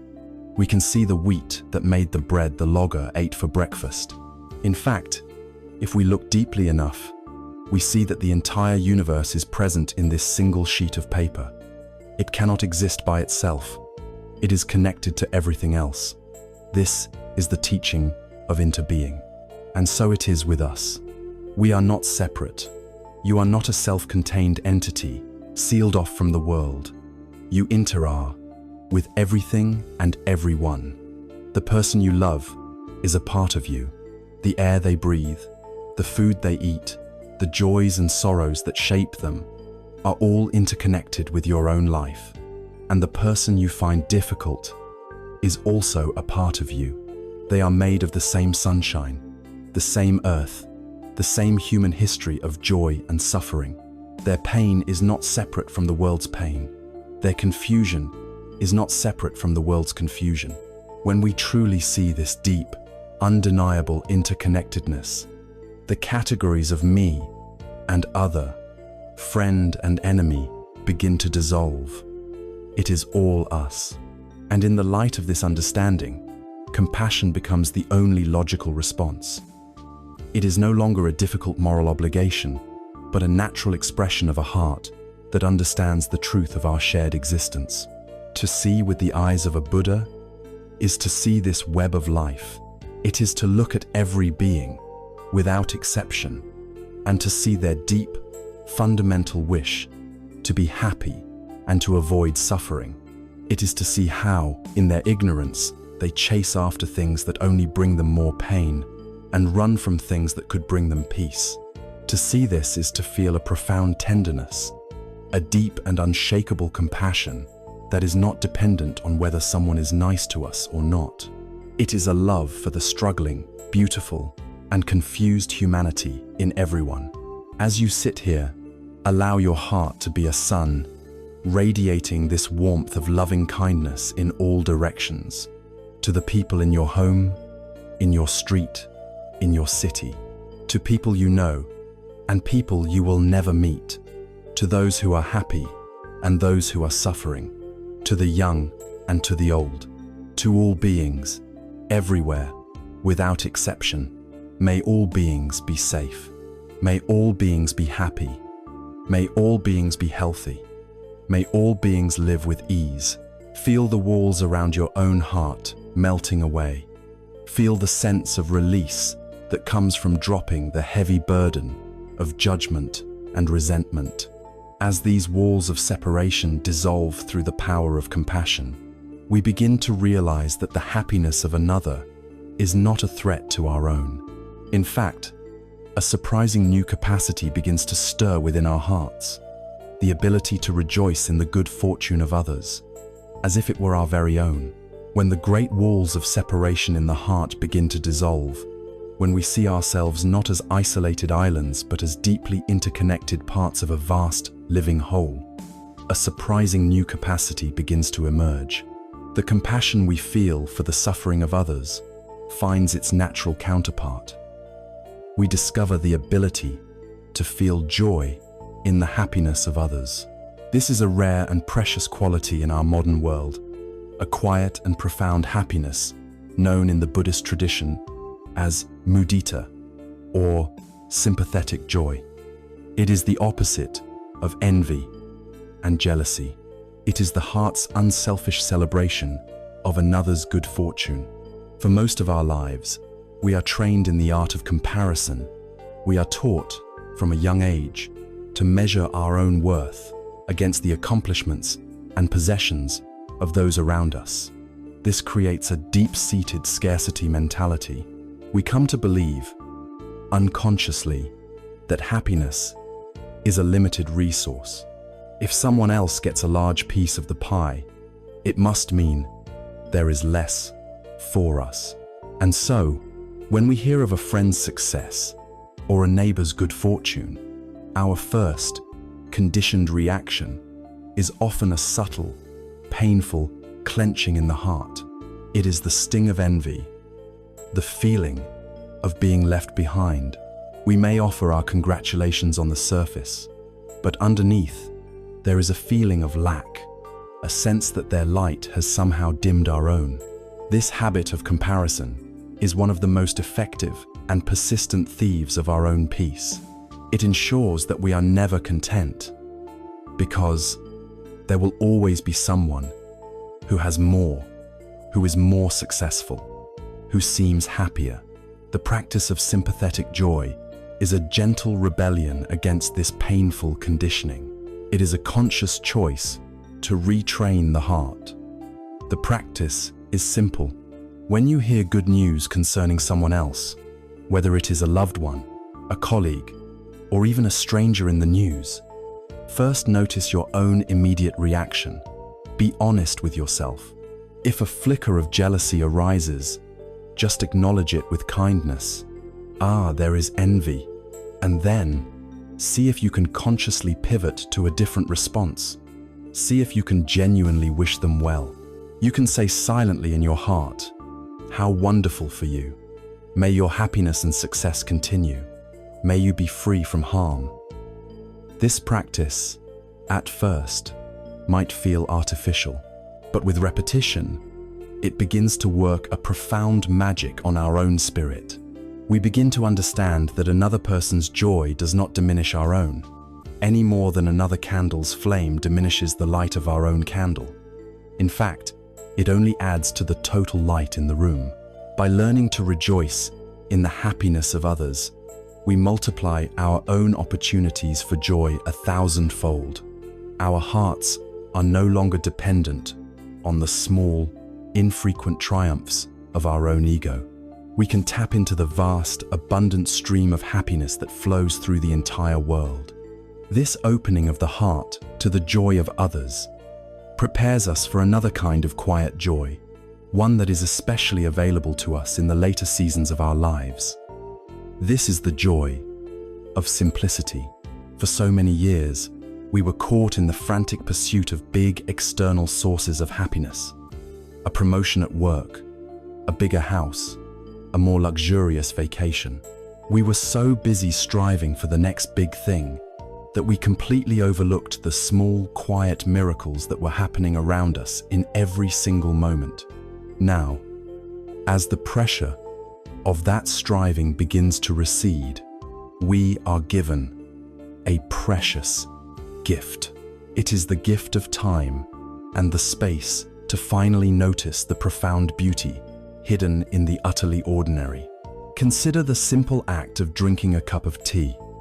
For most of our lives, this was a hurried, unconscious activity, something we did while thinking about 10 other things. But now, we can transform it into a deep practice of joy. Feel the warmth of the mug in your hands. See the steam rising, like a prayer, into the air. Inhale the subtle, earthy aroma. Before you even take a sip, you can already be filled with a sense of simple pleasure. And when you do take a sip, allow the warmth and the flavor to fill your senses completely. In this one simple act, if we are fully present, there is more peace and contentment than can be found in 1,000 worldly achievements. This is Zen joy. It is not loud or dramatic. It is quiet, subtle, and deeply nourishing. We can find this joy everywhere, in the astonishingly intricate pattern of a single leaf, in the feeling of the morning sun on our skin, in the sound of rain falling on the roof, a sound that has been a lullaby to humanity for millennia. These are the things we missed when we were in a hurry. Now we can finally see them. Aging, from this perspective, is not a loss of opportunity, but a gaining of a new, more profound vision. It is the opportunity to fall in love with the world all over again, not for what it can give us in terms of status or success, but for what it simply is, in all its humble, miraculous beauty. The great Zen poet and hermit Ryokan was a master of this simple joy. He lived alone in a small hut at the foot of a mountain, with barely any possessions to his name. One evening, a thief broke into his hut, expecting to find money or other valuables. He searched everywhere, but Ryokan had nothing worth stealing. Ryokan, who had been meditating, saw the thief's predicament. Instead of feeling anger, he felt a great wave of pity for this poor man who had risked so much and would leave with nothing. So Ryokan took off the simple robe he was wearing, his only possession of any note. He approached the thief and said, "You have come all this way to visit me. You should not leave empty-handed. Please, take my clothes as a gift." The thief, utterly bewildered, snatched the clothes and ran off into the night. Ryokan then sat, naked, by his open door, watching the brilliant, full moon hanging in the sky. He thought to himself, "Poor man, I wish I could have given him this beautiful moon." This story reveals the heart of true contentment. Ryokan's wealth was not in his robe or in any possession. His wealth was in his boundless capacity to appreciate the simple beauty of the moment, a beauty that could never be stolen. His heart was so full of this quiet joy, and so overflowing with compassion, that his only thought was to share it. He pitied the thief, not for his material poverty, but for his spiritual poverty, for being unable to see the magnificent treasure of the moon that was freely available to everyone. To cultivate this kind of joy is to become truly rich. It is to find a source of happiness that is unshakable, because it is not dependent on anything external. It is found in the very fabric of our being, in our ability to be present with the simple, profound gift of life itself. This ability to find joy in our own quiet moments and in the happiness of others fills our lives with a gentle, pervasive warmth. It is a beautiful and necessary part of the path. But life, as we know all too well, is not always joyful.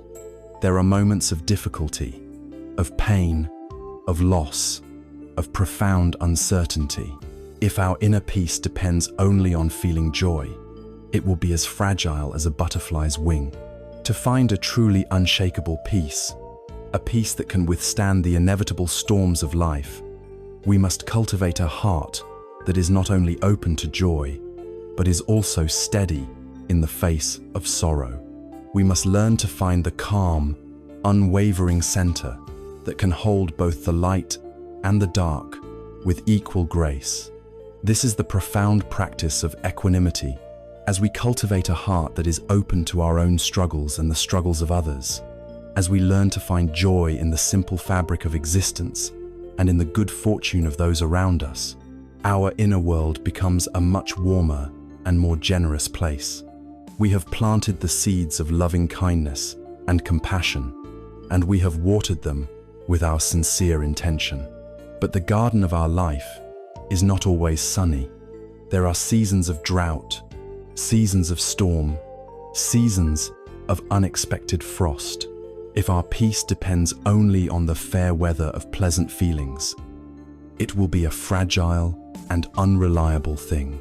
To cultivate a truly unshakable heart, a peace that can endure all seasons, we must develop the crowning virtue of the awakened mind.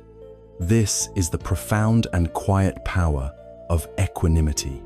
Equanimity is perhaps the most misunderstood of all the great virtues. The word itself can sound cold, distant, even uncaring. We might confuse it with indifference, apathy, or a kind of detached stoicism that builds a wall against the world in order to protect itself. But true equanimity is the very opposite of this. It is not a closing of the heart, but the ultimate opening of it. It is not cold, but warm with wisdom. It is not a wall, but an infinite, open space. Indifference is a heart that has been frozen to avoid feeling pain. Equanimity is a heart that has become so vast, so deep, and so wise that it can hold all the joys and all the sorrows of life without being thrown from its center. It is the calm, mysterious depth of the ocean, which remains profoundly still, even while a storm may be raging on its surface. Our lives are constantly being blown about by what the Buddha called the 8 worldly winds. They come in 4 pairs of opposites, and they are the forces that, for most of our lives, dictate our inner weather.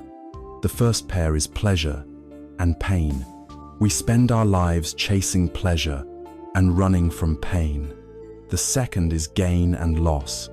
We feel elated when we gain money, possessions, or status, and we feel devastated when we lose them. The third is praise and blame. A single word of praise can make us feel validated and worthy, while a single word of criticism can send us into a spiral of self-doubt. And the fourth pair is fame and disrepute. We crave recognition and a good reputation, and we live in fear of being shamed or forgotten. For most of us, our sense of well-being is completely at the mercy of these 8 winds. We are like a small, rootless plant, violently blown this way and that by every passing breeze. The practice of equanimity is the process of growing deep, strong roots that anchor us in the earth of our own being, so that when the winds blow, as they inevitably will, we may feel their force, but we are no longer uprooted by them. We have, in fact, already met the perfect embodiment of this practice. It is the old farmer with his horse, to whose story we now return, to see it with new eyes. When his horse ran away, his neighbors were blown by the wind of loss and cried, "Bad luck." The farmer, however, remained centered. When the horse returned with a herd of wild horses, his neighbors were blown by the wind of gain, exclaiming, "Good luck." The farmer remained at his center. Through his son's injury, the wind of pain, and his son's salvation from the army, the wind of pleasure, the farmer's response was always the same. Good luck? Bad luck? Who knows? This was not indifference. We can be certain that the farmer loved his horse and deeply loved his son. His heart was not closed, but it was wise. He had the profound wisdom to understand that he could only see a tiny fraction of the whole picture. He knew the nature of impermanence so deeply that he refused to be carried away by the fleeting judgment of a single moment. He was not a leaf in the wind. He was the mountain, which feels the wind blow, but is not moved by it. This is the pinnacle of spiritual maturity. It is the ultimate freedom. It is the liberation from being a puppet, whose emotional strings are pulled by the random events of the world and the capricious opinions of other people. It is a peace that is not dependent on getting what you want. It is a peace that can coexist with pain. It is a peace that can hold uncertainty and not be terrified by it. This is the safe harbor we can build within ourselves, a place of refuge that no storm can ever truly touch.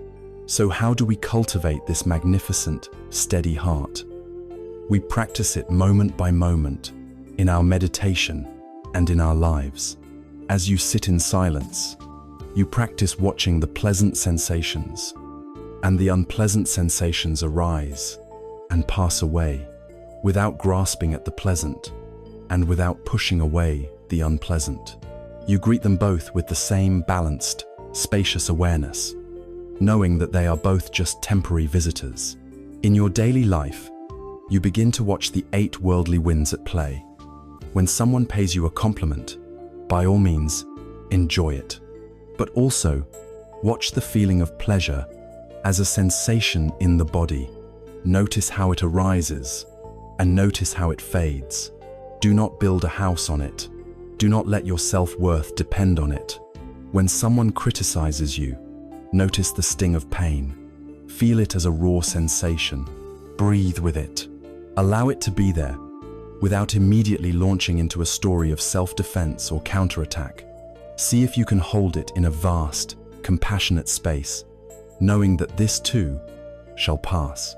This practice is the culmination of all that we have done so far. Because we have understood impermanence, we know that no state, whether pleasant or painful, will last forever.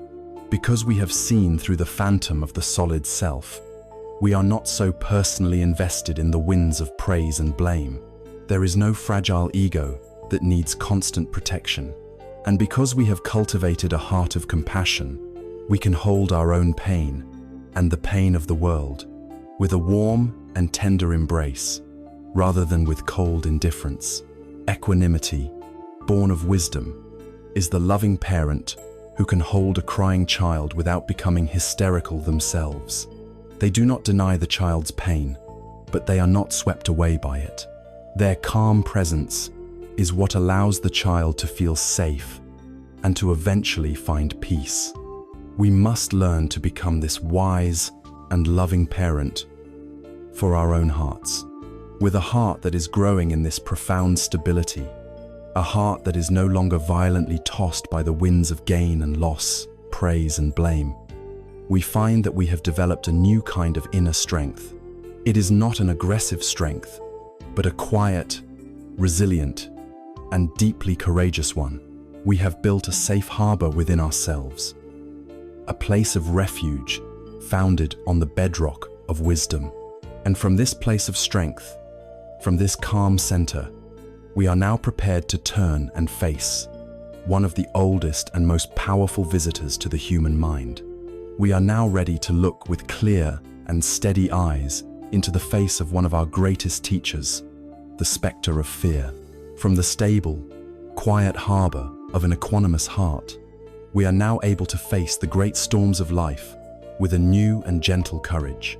And there is perhaps no storm more ancient, more powerful, or more universally human than the storm of fear.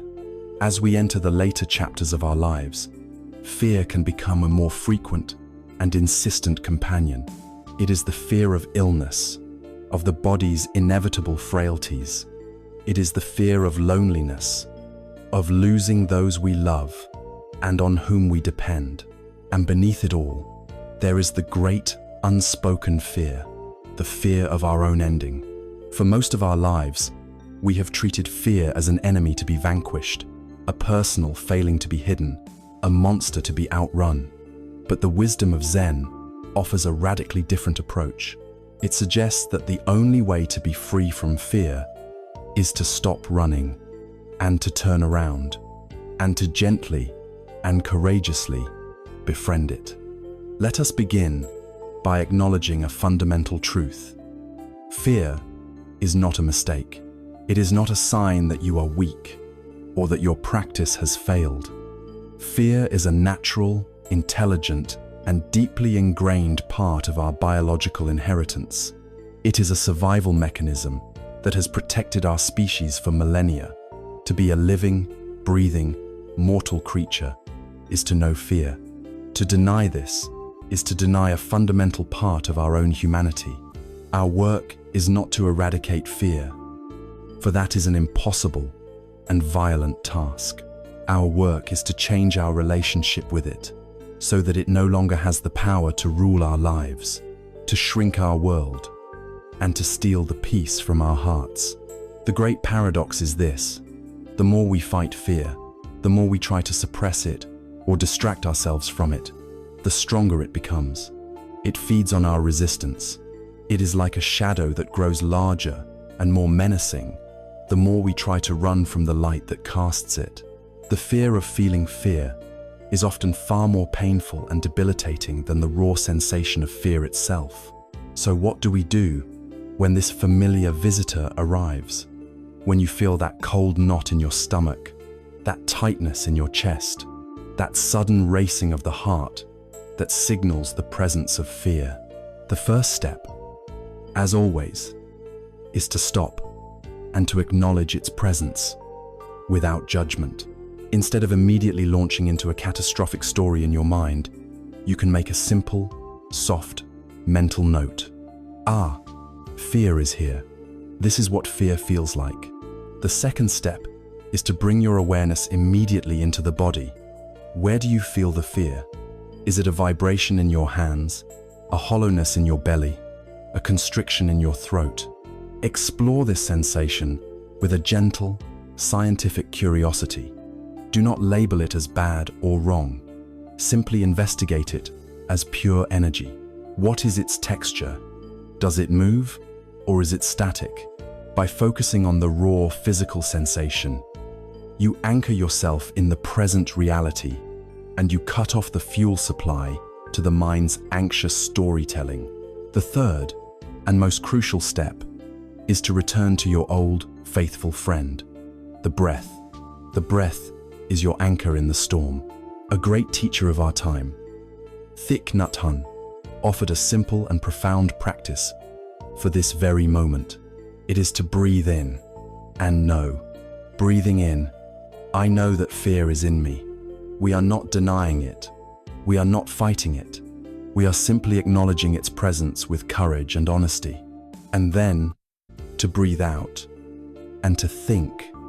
Breathing out, I smile to my fear. This is not the smile of a clown or a forced, artificial happiness. It is the gentle, knowing, and compassionate smile you would offer to a crying child. It is a smile of reassurance. It says to the fear, I see you. I know you are there. I will not abandon you or fight with you. I will sit with you, and I will hold you in the vast, warm space of my mindful awareness. This simple practice is an act of profound self-compassion. It stops the war inside. When the initial intensity of the fear has been met with this kind of gentle acceptance, we can begin to investigate its roots.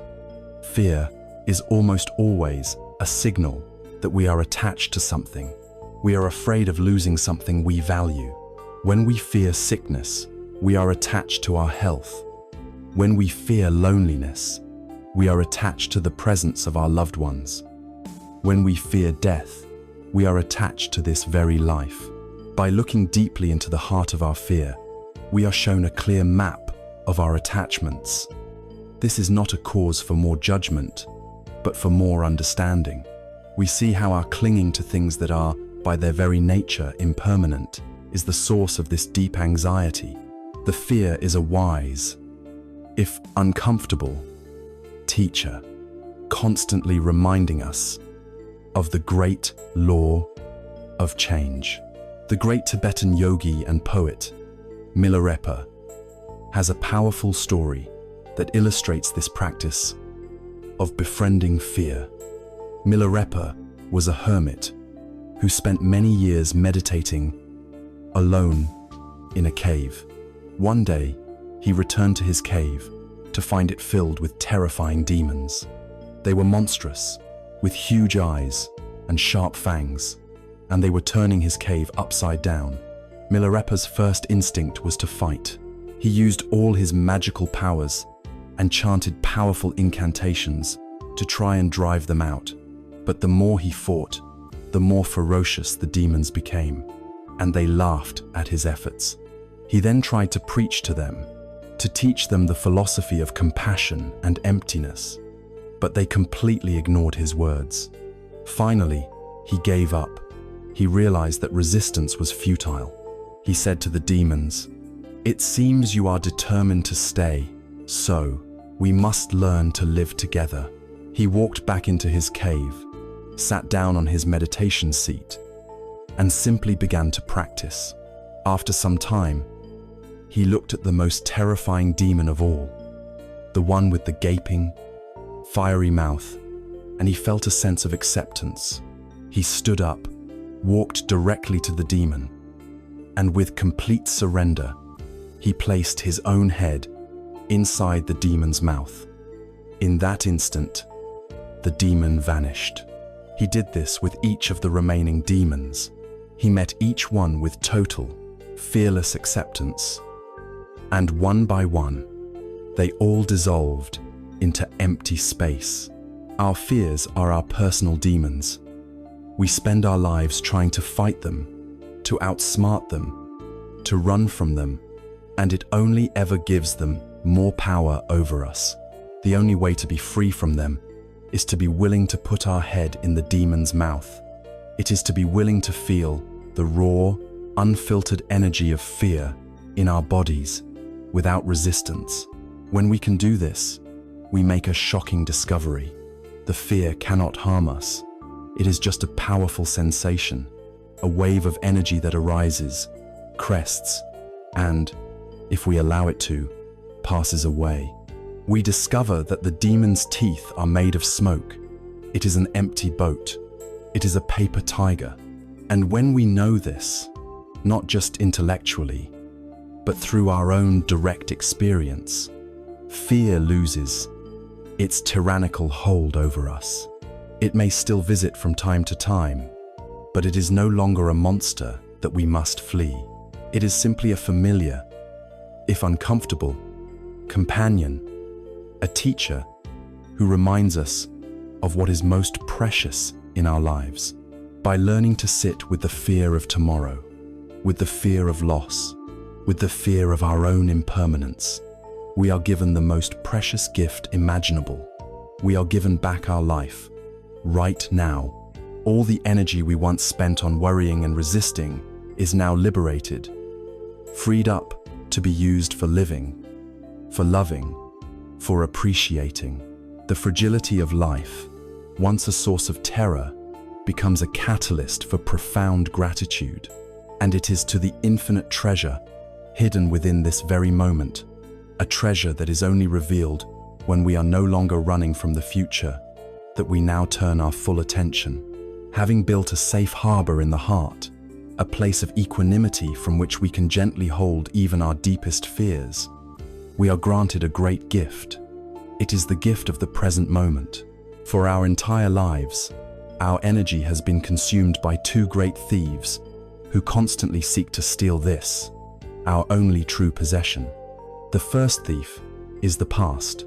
It comes to us dressed in the robes of regret, replaying our mistakes in an endless loop, whispering, if only, into our ear. It also comes in the guise of nostalgia, a sweet, sad longing for a time that is gone forever, a golden age that makes the present seem pale and lacking. The second thief is the future. It arrives cloaked in anxiety, painting terrifying pictures of what might go wrong, tormenting us with an infinite parade of what-ifs. It also comes disguised as hope and planning, which, while necessary, can become a form of addiction, causing us to perpetually live for a tomorrow that never arrives. We are always getting ready to live, but never actually living. Between these two thieves, the vibrant, living reality of the present moment is often completely lost. The most fundamental question we can ask ourselves is this: where does your life actually happen? It does not happen in your memories. They are ghosts, echoes of a time that is no more. It does not happen in your projections for the future. They are fantasies, dreams that have not yet been born. Your life, your one and only life, happens here. It happens now, in the feeling of the breath entering your lungs, in the sensation of the chair supporting your body, in the quality of the light in this very room. The past is a cancelled check. The future is a promissory note. The present moment is the only cash you have. And for most of our lives, we have been spiritual billionaires, living like paupers, completely unaware of the infinite treasure we possess in every second. The practice of Zen, in its essence, is the art of reclaiming this treasure. It is the art of waking up to the life that is right here, right now. This is not some mystical, esoteric state reserved for monks in remote monasteries. It is a simple, practical skill that can be woven into the very fabric of your daily life. It is the practice of bringing your full, undivided attention to whatever you are doing as you are doing it. Let us take the simple act of walking. For most of our lives, we walk to get somewhere else. The walk is merely a means to an end. But we can practice mindful walking. With each step, you can feel the sensation of your foot connecting with the earth. Feel the subtle shift of weight, the movement in your legs and hips. You are not rushing to a destination. Each step is the destination. Each step is an arrival. You are simply walking. And in this simplicity, there is a profound peace. We can practice mindful eating. When you eat a meal, instead of doing it while watching television or reading the news, you can simply eat. Look at the food on your plate. See the colors, the textures. Before you take a bite, take a moment to consider all the causes and conditions that brought this food to you. The sun, the rain, the earth, the farmer who toiled in the fields, the truck driver who brought it to the market. When you take a bite, chew slowly. Truly taste the flavors. Feel the texture in your mouth. When you eat this way, a simple meal is transformed from a mundane act of refueling into a deep experience of gratitude and connection with the entire cosmos. We can even practice mindful listening. When you are in a conversation with a loved one, are you truly listening to them? Or are you, in your mind, already formulating your reply, waiting for them to stop talking so you can make your point? To listen mindfully is to offer the other person the greatest gift you can possibly give them, the gift of your full, non-judgmental presence. You listen not just with your ears, but with your whole body, your whole heart. When you do this, you create a space of real connection, of real understanding. The great Zen master, Thich Nhat Hanh, told a story that perfectly illustrates this principle. A student asked him, "Master, what is the proper way to wash the dishes?" The master replied, "To wash the dishes properly, you must wash the dishes." He went on to explain that while you are washing the dishes, you should be completely aware of the fact that you are washing the dishes. At first, this seems too simple, but then he elaborated. If, while washing the dishes, you are thinking about the cup of tea you will drink afterwards, or the dessert you will enjoy, then you are not truly washing the dishes. You are not alive during the time you are washing the dishes. You are living in the future, and you are completely missing the miracle of life that is unfolding in that moment. He explained that if you are lost in the future while washing the dishes, you will almost certainly be lost in the future while drinking your tea as well, already thinking about the next thing on your list. You will wash away your whole life in this state of absent-minded hurry. His teaching was this: the dishes are not an obstacle to be overcome before you can get to the real part of your day. The act of washing the dishes is your life in that moment. To be fully present for the warm water, the feel of the soap, the shape of the plate in your hands, is to be fully alive. This applies to everything. When you are driving, just drive. When you are taking a shower, just feel the water on your skin. When you are listening to music, just listen. There is no dress rehearsal for life. This is it. This present moment is all there ever is. To live this way does not mean we never plan for the future or learn from the past. It simply means we do not allow ourselves to become lost there. We anchor ourselves firmly in the now, and from this stable ground, we can look at the past with wisdom and plan for the future with clarity. When we stop sleepwalking through our days, the world comes alive. The colors of the world seem brighter. The tastes are more vivid. The connections we have with others become deeper and more authentic. We are no longer living in a pale, second-hand world of mental concepts. We are living in the rich, vibrant, technicolor reality of direct experience. We awaken to the profound miracle of ordinary life which has been here all along, patiently waiting for us to come home. By anchoring ourselves in the firm ground of the present moment, we find we have developed the stability and clarity to look at our life with an unflinching honesty. We can be present for our moments of joy without clinging to them. And we can also be present for our moments of pain, of dissatisfaction, of disease, suffering not as a problem to be frantically escaped, but as a reality to be met and understood. It is in this direct, present moment encounter with our own experience, in all its facets, that the path to true freedom is revealed. By anchoring ourselves in the clear, uncluttered reality of the present moment, we give ourselves the stability to look upon our own lives with a new honesty. We no longer need to run from our experience. We can be present for the moments of joy, of peace, and of contentment. And we can also, with a gentle and courageous heart, be present for the moments of pain, of dissatisfaction, of dis-ease. This fundamental, pervasive quality of unsatisfactoriness, the subtle and sometimes not so subtle friction of life, is what the Buddha called dukkha in English. It is often translated as suffering, a word that sounds heavy and tragic, but dukkha is more nuanced. It is the inherent stress of clinging to things that are impermanent. It is the background ache of knowing that things are never quite perfect. It is the feeling of being slightly off balance.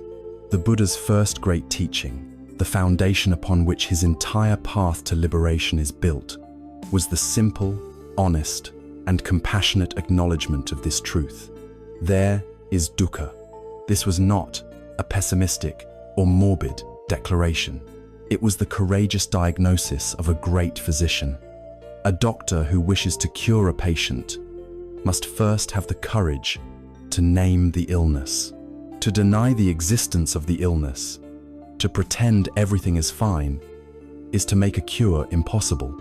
The Buddha's willingness to look directly and unflinchingly at the reality of suffering was the ultimate act of love, because it was the necessary first step toward finding its end.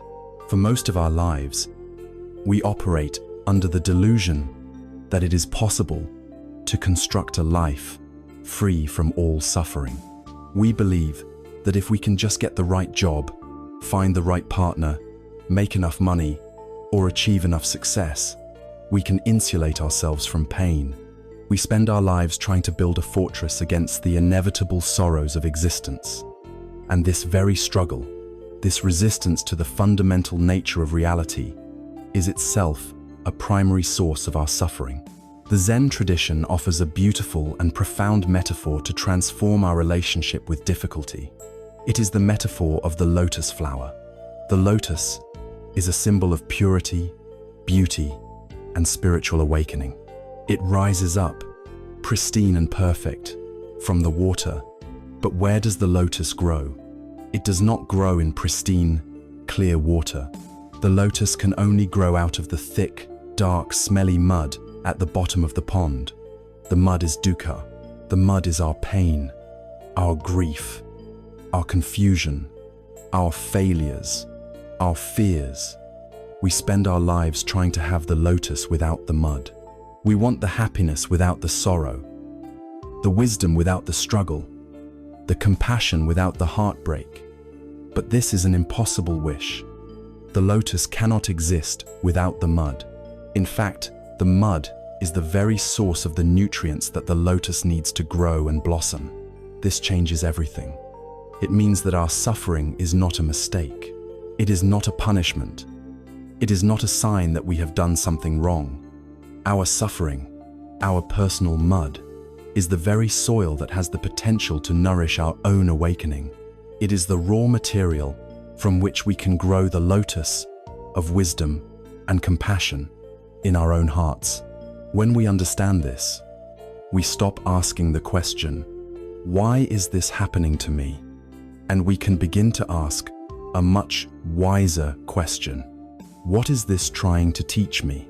Every moment of difficulty, every loss, every pain becomes an opportunity. It is an invitation to look deeper, to let go of our attachments, to open our hearts. Suffering is the great teacher of compassion. If we had lived a life of perfect ease and comfort, our hearts would be hard and small. We would be unable to understand or connect with the pain of others. It is our own experience of heartbreak that allows us to sit with a friend who is grieving. It is our own struggle with illness that allows us to feel genuine empathy for another who is sick. Our wounds become the source of our ability to heal others. Suffering also teaches us what is truly important. In moments of profound crisis, all the trivial things we spend our lives worrying about, our reputation, our small annoyances, our petty grievances, are burned away. We are brought back to the raw essentials of life: love, connection, and the preciousness of this very breath. Suffering is the fire that burns away the non-essential, leaving only the gold. There is no story that illustrates this transformative power more poignantly than that of a woman named Kisa Gotami. She was a young mother whose first and only child, a beloved baby boy, fell sick and died.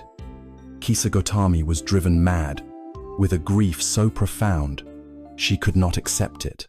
She picked up the body of her dead child and wandered through her village, going from house to house, desperately begging for medicine that could bring him back to life. Some people turned away from her, thinking she was crazy. Others pitied her. Finally, a wise man told her, "I cannot give you medicine for your son, but I know a physician who can. Go to the Buddha." She ran to the Buddha and laid her child at his feet. "Master," she cried, "can you give me the medicine that will cure my boy?" The Buddha looked at her with infinite compassion and said, "Yes, I can help you. But first, you must do one thing for me. You must go back into the village and bring me a single mustard seed.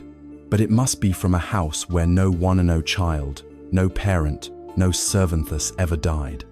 Kisa Gotami's heart soared with hope. A simple mustard seed.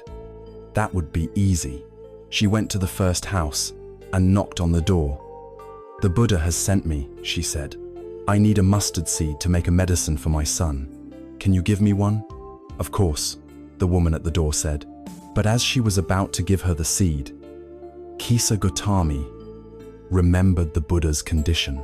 "Wait," she said. "Has anyone in this house ever died?" The woman's face fell. "Oh, my dear," she said, "do not remind me of my deepest sorrow. The living are few, but the dead are many." Kisa Gotami went to the next house, and the next, and the next. The story was the same everywhere. Every family had a story of loss. Every heart held its own grief. As the day wore on, her frantic, personal agony began to transform. She realized that her suffering was not unique. Her pain was not a punishment that had been singled out just for her. It was the shared, universal experience of all human beings. Her heart, once closed tight around her own personal grief, began to open in compassion for all the other people, in all the other houses. She was no longer alone in her sorrow. In that moment of profound realization, she was able to let go of her child's body and return to the Buddha, her heart broken, but also, for the first time, open. This is the great teaching. Our suffering connects us. It is the common ground of our humanity. When we can look directly into the heart of our own pain and not run away, we find the capacity to look into the heart of another's pain with true understanding. We have now completed the second part of our journey, the great work of understanding. We have cultivated a heart of compassion, joy, and equanimity, and we have dared to look into the mud of suffering and see its potential to grow a lotus. Our old way of seeing the world, the cynical, jaded, know-it-all mind, is no longer sufficient for this new way of being. To truly live this wisdom, we must now learn to see the world again, as if for the very first time, with the fresh, open, and wondrous eyes of a beginner, having looked directly into the heart of our own suffering and seen it not as a curse, but as the sacred mud from which a lotus can grow. Our journey now enters its final and most integrated phase. We have spent time clearing the ground of the mind and then planting the essential seeds of compassion, joy, and equanimity. Now, we must learn how to live in this renewed garden, how to tend it daily, how to bring the fruits of our inner work into every moment of our waking lives. And to do this, we must adopt a new way of seeing, a new quality of mind. We must let go of the heavy burden of our own expertise and learn to see the world again with the fresh, open, and wondrous eyes of a beginner. In Zen, this quality is called Shoshin, which simply means beginner's mind. After 60, 70, or 80 years of life, this may be one of the most difficult and most liberating things we can possibly cultivate. Our minds have spent decades accumulating knowledge, forming opinions, categorizing experiences, and applying labels. We have become experts on our own lives. We know what we like and what we dislike. We know who our partner is, what our house looks like, what a tree is, what a cup of tea tastes like. This expert mind is very efficient. It allows us to navigate the world on a kind of autopilot, but it comes at a tremendous cost. By thinking we already know everything, we close ourselves off from the raw, vivid, and ever-changing reality of the present moment. We see our own labels, not the things themselves. We live in a world of second-hand concepts, and we forget what it is like to experience anything for the first time. The expert mind is a closed room, filled with old furniture. The beginner's mind is an open field, under a vast sky. The great Zen teacher Shunryu Suzuki famously said, "In the beginner's mind there are many possibilities, but in the expert's mind there are few." This is the key. The expert mind is rigid, trapped by its own conclusions. It sees a problem and immediately applies an old solution. It encounters a person and instantly puts them in a box. It has very little room for surprise, for wonder, for genuine learning. But the beginner's mind is spacious, flexible, and full of curiosity. It does not assume it knows the answer. It is willing to look, to listen, and to not know. And in that space of not knowing lies the doorway to all creativity, all intimacy, and all wisdom. To cultivate Shoshin is not to become ignorant. It is to have the humility and wisdom to be willing to set aside our lifetime of accumulated knowledge just for a moment in order to see the world as it actually is, not as we think it is. Let us make this practical. Think of a person with whom you have spent many, many years, a spouse, a sibling, a lifelong friend. You know them so well, you can finish their sentences. You know all their habits, all their stories, all their flaws. But do you truly see them? Or do you see the complex image of them that you have built up in your mind over decades? The practice of beginner's mind is to try, just for a moment, to look at this person as if you have never seen them before, to listen to their voice without the filter of everything they have ever said in the past, to notice the unique way the light catches their eye, the lines of experience etched on their face, the simple miracle of their presence. When we can let go of our expertise on who they are, we create the space for a real meeting, a moment of genuine connection that is fresh and alive, not just a replay of an old memory. We can apply this to everything. Look around the room you are in. You have seen these objects 1,000 times. The chair, the lamp, the book on the table. The expert mind dismisses them instantly. Chair, lamp, book. I know what those are. It is bored, but the beginner's mind looks with fresh eyes. It might notice the intricate grain of the wood on the chair. It might see the soft way the lamplight pools on the floor. It might appreciate the elegant font of the letters on the book's cover. It sees the world not as a collection of boring, familiar labels, but as a vibrant, endless display of textures, colors, and forms. The mundane becomes magical. The ordinary becomes extraordinary. This practice is a powerful antidote to the staleness that can so easily creep into our lives. Especially as we get older, we fall into routines, and life can begin to feel like a faded photograph, a repetition of what has come before. Shoshin is the practice that resaturates the colors. It allows us to taste a simple piece of fruit, as if it were the first fruit we had ever tasted. A symphony of sweetness and tartness on the tongue.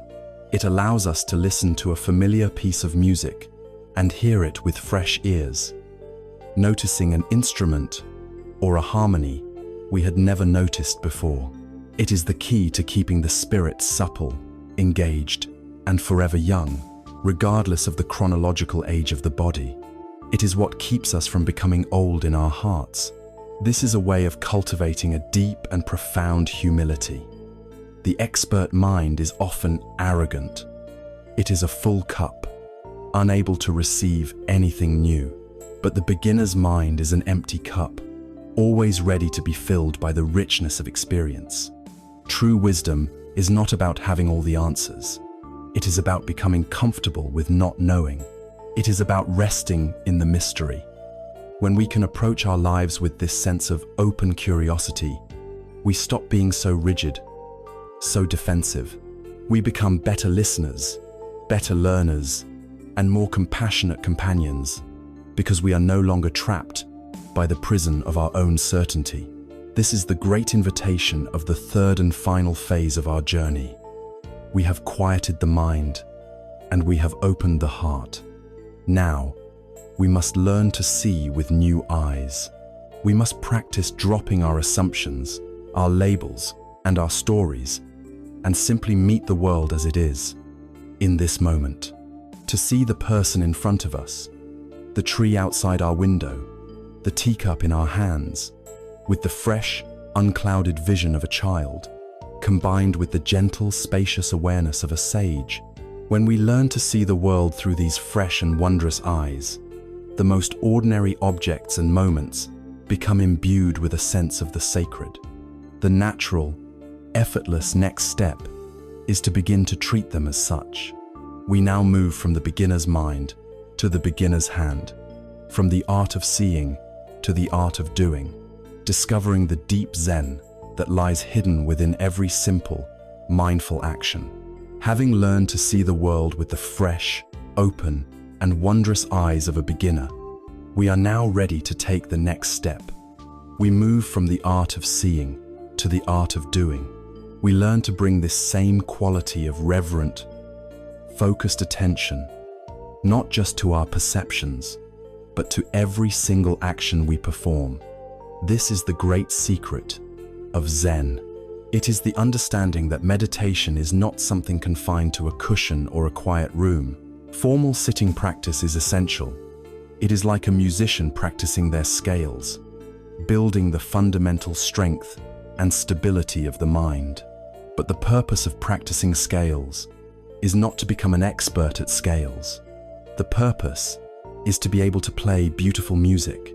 In the same way, the purpose of sitting meditation is not to become an expert at sitting. It is to learn to bring that same quality of calm, focused, and present moment awareness into every single note of our daily lives. The cushion is the training ground.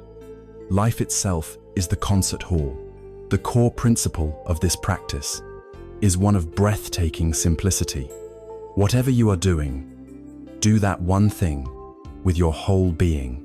In our modern world, we have been taught to worship the idol of multitasking. We pride ourselves on our ability to talk on the phone while answering emails and planning dinner. But the truth is, Multitasking is a myth. The mind can only truly focus on one thing at a time. What we call multitasking is actually just a frantic and stressful switching of our attention back and forth, a process that leaves us feeling fragmented, exhausted, and inefficient. The Zen approach is the complete opposite. It is the practice of a one-pointed mind. It is the practice of giving yourself completely and utterly to the task at hand, whether that task is as momentous as signing a peace treaty or as humble as washing a single cup. Let us explore how this transforms the most ordinary of our daily activities into a profound practice of peace. Consider the act of washing your hands. It is something you do countless times a day, almost always on autopilot, but you can choose to make it a 2-minute meditation. As you turn on the water, listen to the sound it makes. As you place your hands beneath the stream, truly feel the sensation of the water's temperature and pressure on your skin. As you lather the soap, notice its fragrance, the slick, smooth feeling as it covers your hands. As you rinse, watch the bubbles being carried away down the drain. As you dry your hands, feel the texture of the towel. In these moments, there is no past and no future. There is only the simple, clean, and beautiful reality of washing your hands. You are fully present. You are fully alive. Or take the act of working in a garden, a source of joy for so many. We can do it with a mind that is full of chatter, thinking about our worries, making our to-do lists.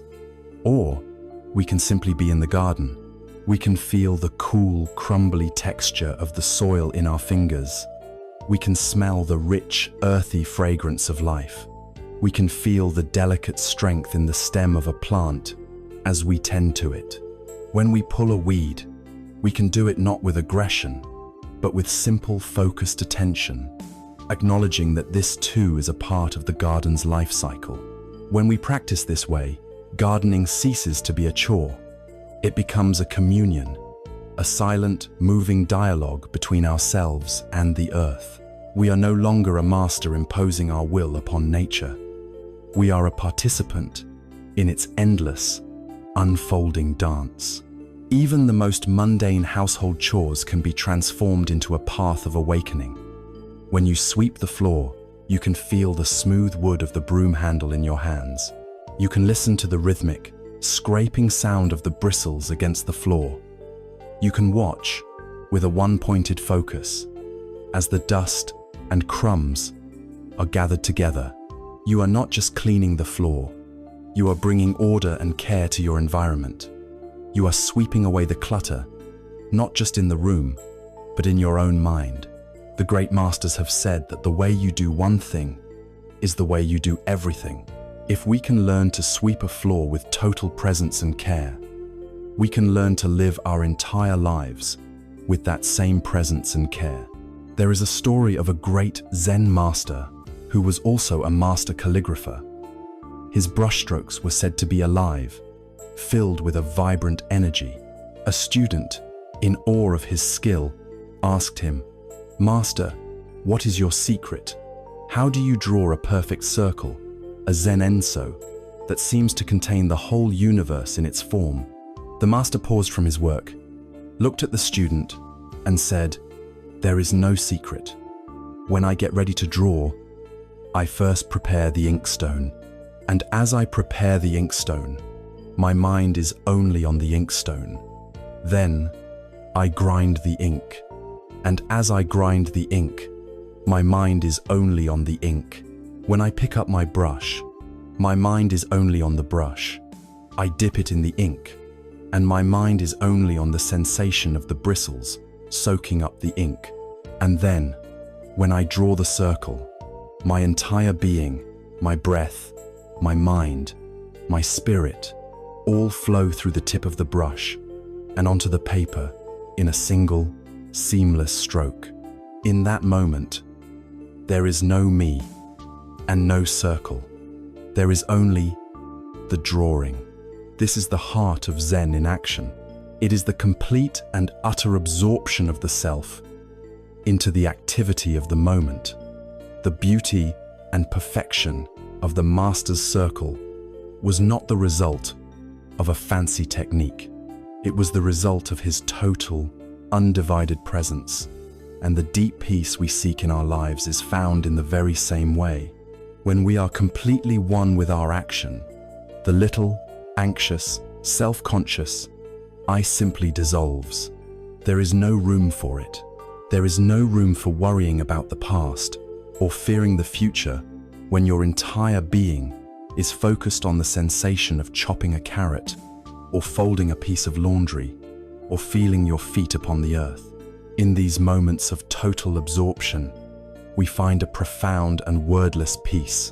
This is the flow state that athletes and artists speak of, and it is available to all of us, not just in moments of high drama or creativity, but in the simplest tasks of our day. When we begin to treat every small action, every humble object, every fleeting moment as worthy of our full, loving attention, something remarkable begins to happen. We start to see the world not as a series of obstacles to be overcome or chores to be completed, but as a continuous unfolding of small miracles. The heart begins to soften with a quiet sense of awe and wonder. Wonder at the fact that we have hands that can work, that we have a body that can move, that we have food to eat, and a home to care for. And from this deep well of wonder, a powerful and transformative emotion begins to arise naturally and effortlessly. It is the emotion of gratitude. When we learn to inhabit our lives with the focused, loving attention of a Zen master, whether we are washing a cup or walking in the garden, a quiet and profound shift begins to take place. The world, once seen as a series of chores to be completed or obstacles to be overcome, reveals itself as a continuous stream of small miracles. The heart, once hardened by the struggle and hurry of life, begins to soften with a sense of awe. And from this deep well of wonder, a powerful and transformative emotion arises, as naturally and as effortlessly as a spring bubbling up from the earth. It is the gentle, life-altering magic of gratitude. For most of our lives, our minds operate on a default setting of lack. The mind is a magnificent survival tool, and one of its primary functions is to scan our environment for what is wrong, what is missing, or what could be a threat. This is the scanner for problems. It notices the one crooked picture on the wall, not the 10 that are straight. It fixates on the single critical comment. In a sea of praise, it obsesses over the one thing we don't have, while ignoring the 1,000 blessings we already possess. Left to its own devices, this habit of mind creates a state of chronic dissatisfaction, a background hum of complaint that colors our entire experience. It ensures that we are never truly at peace, because in a world of constant change, there will always be something that is not quite to our liking. The practice of gratitude is a conscious, deliberate, and radical rebellion against this tyranny of lack. It is the simple, yet profound act of intentionally turning our attention to what we have instead of what we don't. It is a shift in focus from what is wrong to what is right. It is not a Pollyanna-ish denial of life's difficulties. The difficulties are real. The pain is real. The challenges are real. Gratitude does not erase them. Instead, it creates a larger, more balanced context in which to hold them. It reminds us that alongside the pain, there is also grace. Alongside the struggle, there is also support. Alongside the loss, there is also abundance. By practicing gratitude, we change the very fuel on which our spirit runs. We switch from the sour, draining fuel of complaint to the clean, boundless, and uplifting energy of appreciation. The true power of this practice lies not in being grateful for the big, dramatic events, but in discovering the extraordinary in the utterly ordinary things we take for granted every single day. Let us begin with the air. Right now, take a single breath. This breath, this life-giving oxygen that fills your lungs, is a gift. You did nothing to earn it. It is given freely by the trees, the plankton in the oceans, by the vast, intricate systems of this planet. For 60, 70, or 80 years, you have received this gift thousands of times a day, and perhaps you have rarely paused to say thank you. To feel a moment of genuine gratitude for the simple act of breathing is to connect with the very source of life itself. Consider the water. If you are thirsty, you can likely walk a few steps to a faucet and fill a glass with clean, safe, running water for almost the entirety of human history. And for billions of people on Earth today, this is an unimaginable luxury. To feel gratitude for this simple glass of water is to recognize it not as an entitlement, but as a miracle. Consider the food you eat, the roof that shelters you from the rain, the chair that supports your body as you rest. These are not small things. They are the very foundations of a life of safety and dignity, and they are all worthy of our deep and sincere thanks. We can feel gratitude for the senses that connect us to the world, for the eyes that can still see the shifting colors of the sky at dusk, for the ears that can hear the sound of a loved one's voice or the melody of a favorite song, for the hands that can feel the warmth of a cup or the softness of a blanket. These are the portals through which the beauty of the world enters our lives. How often do we pause to give thanks for them? When we are caught in complaining about the aches and pains in our body, which are real, can we also take a moment to feel gratitude for all the parts that are still working, for the incredible, silent intelligence that is conducting the symphony of our biology without any conscious effort from us?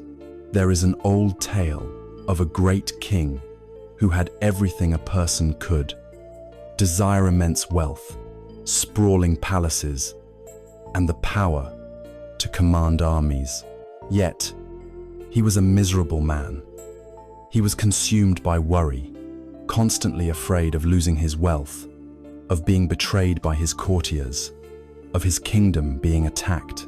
He could not sleep at night for the weight of his anxieties. From his palace window, he would often look down at a small, humble hut where a poor man lived. This man had almost nothing, yet every morning the king would hear him singing joyful songs as he went about his work, and every evening he seemed to rest in profound peace. The king, perplexed and envious, finally sent his guards to bring the poor man to him. "How can this be?" the king demanded.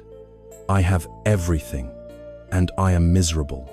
You have nothing, and you are always singing. What is your secret?" The poor man smiled and said, "Your Majesty, it is simple.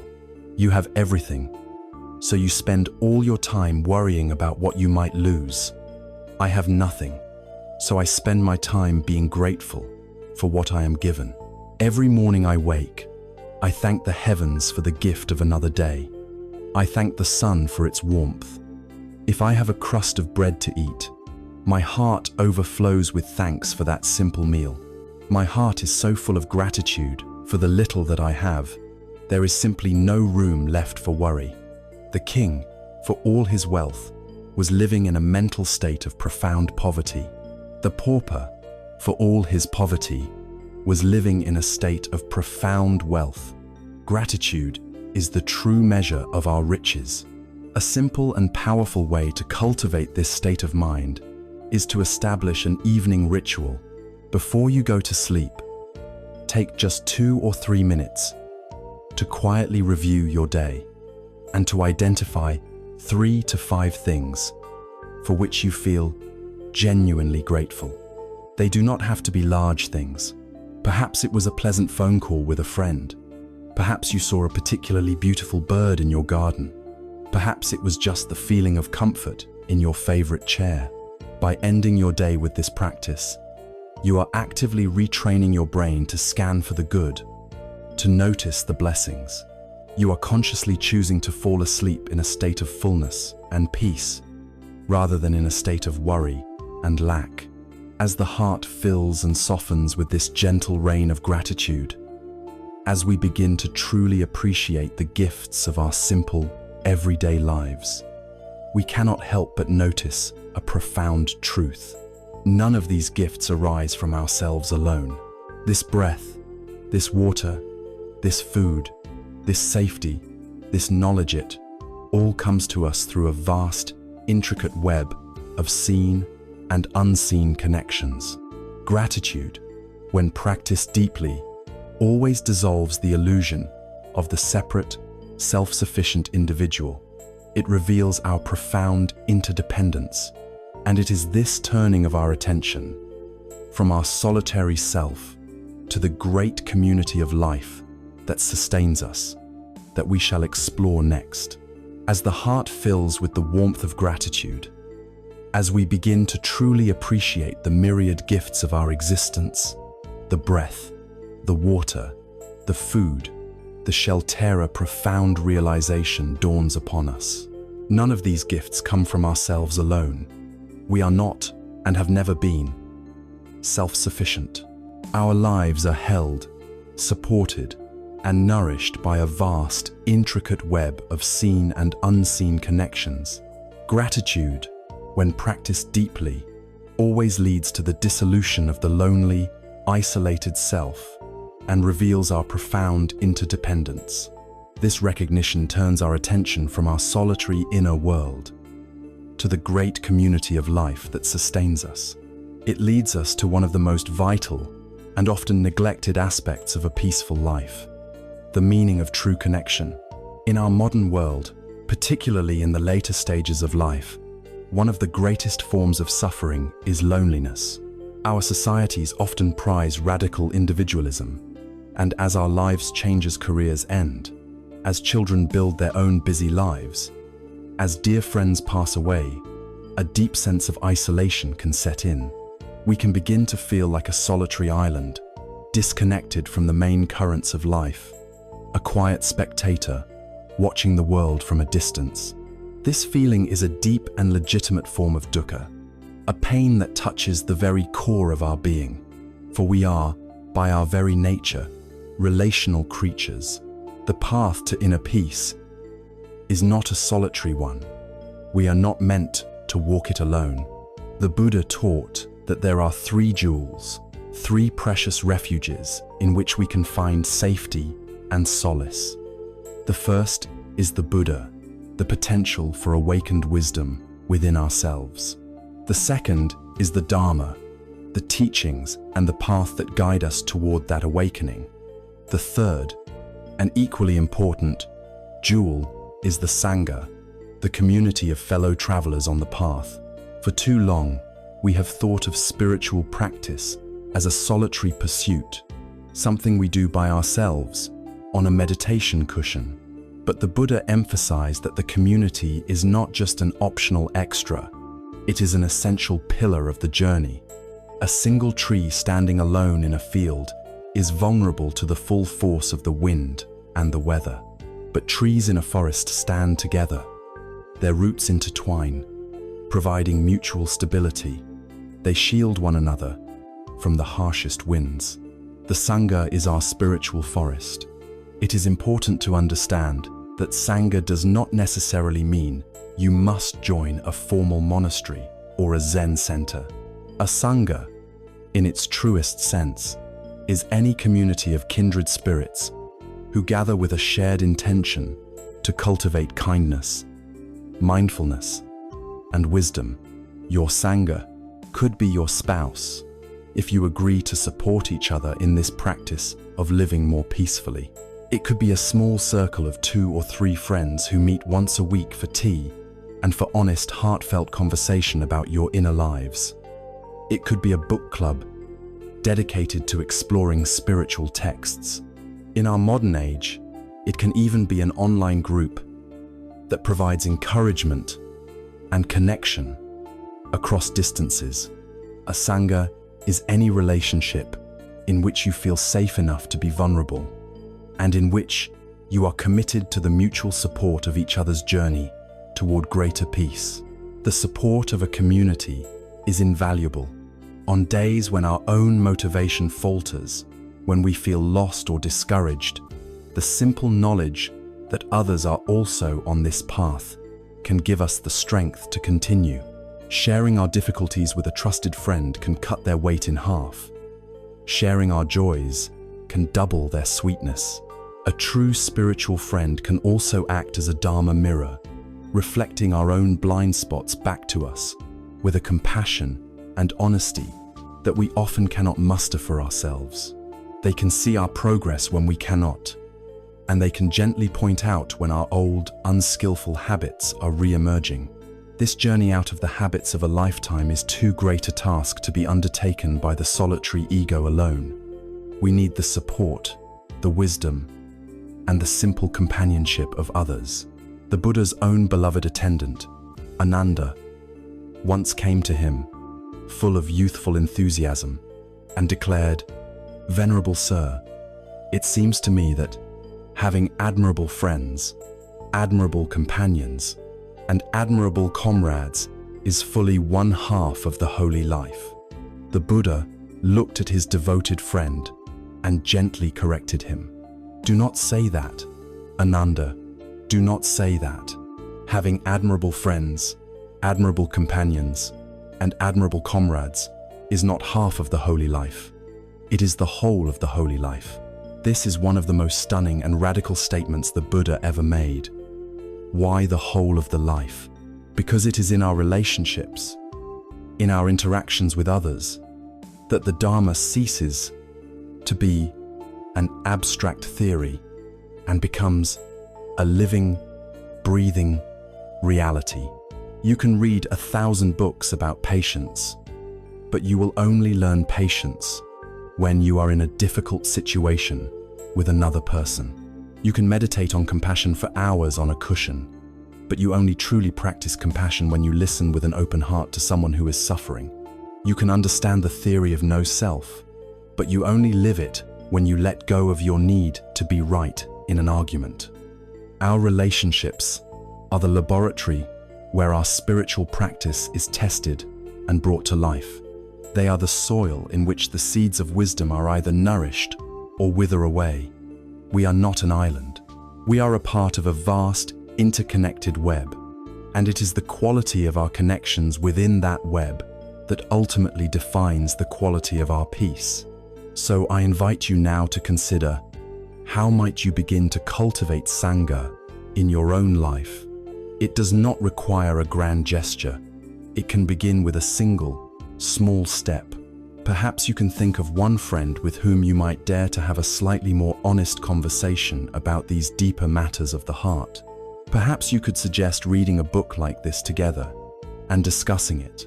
Perhaps you can make the simple intention to practice deep, mindful listening the next time a family member speaks to you, offering them the gift of your full presence as your act of Sangha. The practice is to consciously and intentionally move from a habit of isolation toward a habit of connection, however small the first step may be. When we find our place within this supportive web of connection, we cease to see ourselves as lonely individuals, adrift in time. We begin to recognize that we are part of a great and ancient river of humanity, a lineage of ancestors who came before us and descendants who will come after. This profound understanding of our place in the larger tapestry of life invites us to consider our own unique and noble role in this great unfolding, the sacred role that belongs to those who have lived a long life, the role of the elder. When we find our place within the supportive web of community, when we feel the strength of our connection to others, we cease to see ourselves as isolated individuals adrift in the river of time. We recognize that we are a part of a great lineage, a living link between the ancestors who came before us and the generations that will follow. This profound understanding of our place in the larger tapestry of life invites us to consider our own unique and noble role in this great unfolding. It invites us to embrace the sacred beauty and purpose of becoming an elder. Our modern culture worships at the altar of youth. It celebrates speed, novelty, and the taut, unlined face of a body that has not yet been truly tested by life. In this view, aging is seen as a tragedy, a slow, inevitable decline into irrelevance and decay. We are taught to fight it, to hide it, to deny it. To be called old is often considered an insult. This narrative inflicts a deep and silent wound, causing many to feel invisible, burdensome, or left behind as they age. The wisdom of Zen, and indeed of most ancient traditions, offers a powerful and healing counter-narrative. It teaches that while a young sapling is beautiful in its fresh, green flexibility, it is the great, ancient tree that commands our deepest respect and awe. It is the elder who, through a lifetime of experience and practice, can become a Bodhi tree for their family and their community. The Bodhi tree is the sacred fig tree under which the Buddha sat and awakened to the ultimate nature of reality. It is a living symbol of wisdom, stability, patience, and shelter. To see yourself as a Bodhi tree is to radically reframe the entire experience of aging. A young person is like a sapling, full of vibrant energy, growing quickly, bending easily in the wind. Theirs is a beauty of potential and becoming. But an older person who has cultivated a mindful heart has a different kind of beauty. It is the beauty of a being who has arrived. Consider the qualities of this ancient tree. Its roots run deep into the earth. These roots are your lifetime of experiences, both the joyful and the painful. They have drunk from the waters of love and success, and they have been nourished by the dark soil of loss and failure. These deep roots are what give you an unshakable grounding in reality. You are not so easily swayed by the passing winds of fashion or public opinion. The trunk of this great tree is thick and strong. It represents the stability and equanimity you have cultivated. It has withstood 1,000 storms, the winds of gain and loss, praise and blame, and each storm has only made its wood more dense, its core more resilient. The gnarled, intricate bark of the tree is like the lines on your face. It is not a sign of decay, but a beautiful, honorable map of a life fully lived, a testament to survival, to endurance, to character, and most importantly, this great Bodhi tree has a vast and generous canopy of leaves. Its branches reach out, providing shade and shelter for the weary traveler, a safe place for the birds to build their nests, and a cool refuge for the young, tender plants growing below. This is the ultimate role of the conscious elder. Your purpose shifts from a life of doing to a life of being. Your primary gift to the world is no longer your frantic activity, but the quality of your presence. Simply by embodying a sense of calm, of non-reactivity, of quiet wisdom, you provide a profound and desperately needed service to a frantic and turbulent world. Your peaceful presence is a teaching. Your unshakable calm is a refuge for the anxious hearts of those around you, especially the young. The wisdom of an elder is unlike any other kind of knowledge. It is not the clever, fact-based knowledge of a young scholar. It is a deep, embodied wisdom that can only be earned through lived experience. It is the long view. Having seen so many political crises come and go, so many economic booms and busts, so many social trends rise and fall, you are not so easily panicked by the dramas of the moment. You have seen this movie before, in different forms. This perspective is a balm for the fearful, short-sighted anxieties of the world. It is the wisdom of the heart. Having loved and lost, succeeded and failed, been both the hero and the fool in your own story, you have a deep, intuitive understanding of the human condition. You know that things are rarely as simple as they seem. This heart wisdom cannot be taught in a university. It can only be distilled in the crucible of a long life. To embrace the role of the elder is to find a new and profound sense of purpose. It is to understand that your value no longer lies in your physical strength or your professional title, but in the unique and irreplaceable wisdom you carry. You become the keeper of the stories, the living link to the family's past.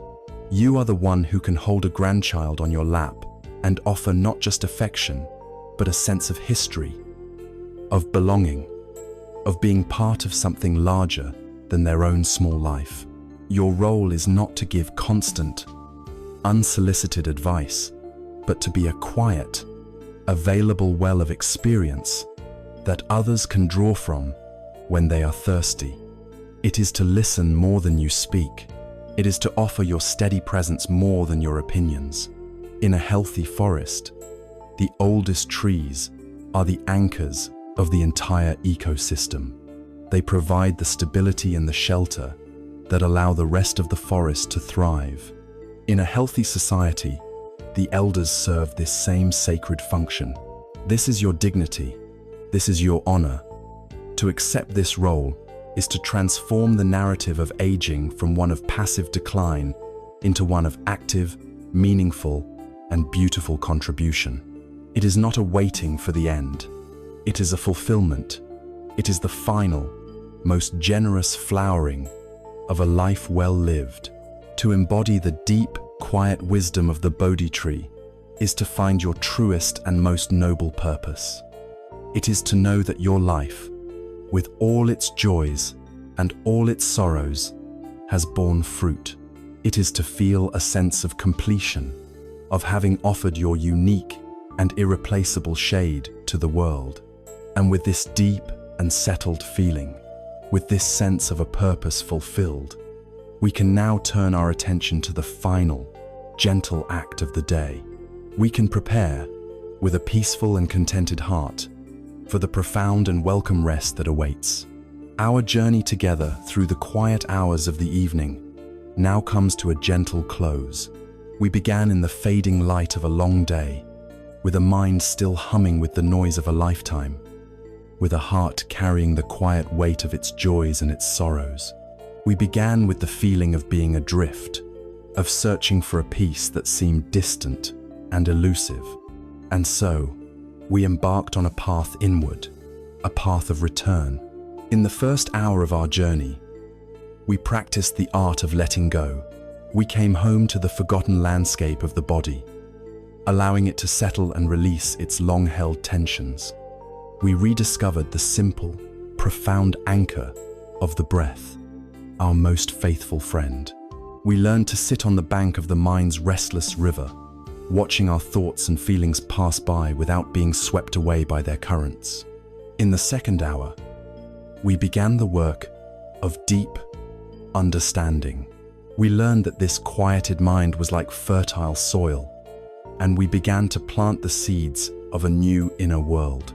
We tended the garden of the heart, cultivating compassion for our own imperfections, joy for the happiness of others, and the steady, unshakable peace of equanimity. We looked with brave and gentle eyes into the heart of our own suffering and discovered not a monster to be feared, but a great teacher, the sacred mud from which the lotus of wisdom can grow. And in our final hour together, we learned to integrate this wisdom into our very being. We learned to see the world with the fresh, wondrous eyes of a beginner, stripping away the old labels to find the miracle in the ordinary. We brought this mindful presence into every simple action, transforming daily chores into a sacred dance. From this, a natural gratitude arose, and a deep sense of connection to the web of life that holds us. And finally, we embraced the noble and beautiful role of the elder, the great Bodhi tree that offers shelter and stability to a turbulent world. The ultimate truth we have discovered on this path is one of profound simplicity. Peace is not a destination you must strive to reach. It is not a prize to be won at the end of a long struggle. It is your most fundamental nature. It is the deep, silent, and spacious awareness that has been here all along, obscured by the clouds of thought and the storms of emotion, but never, ever lost. The peace you seek is the peace that you are. Your breath is the key, always in your possession, ready to unlock the door that leads you back to this inner home in any moment you choose. And so, you are left with a great sense of hope and a quiet, dignified sense of your own power. You do not need any external authority to grant you this peace. You are your own teacher, and your life is your scripture. The evening is no longer a time to be feared, a time of loneliness or anxious reflection. It is now a sacred invitation, an opportunity to return, to rest, to heal, and to remember who you truly are. May you carry this stillness with you into your sleep, and may you awaken with a new sense of clarity.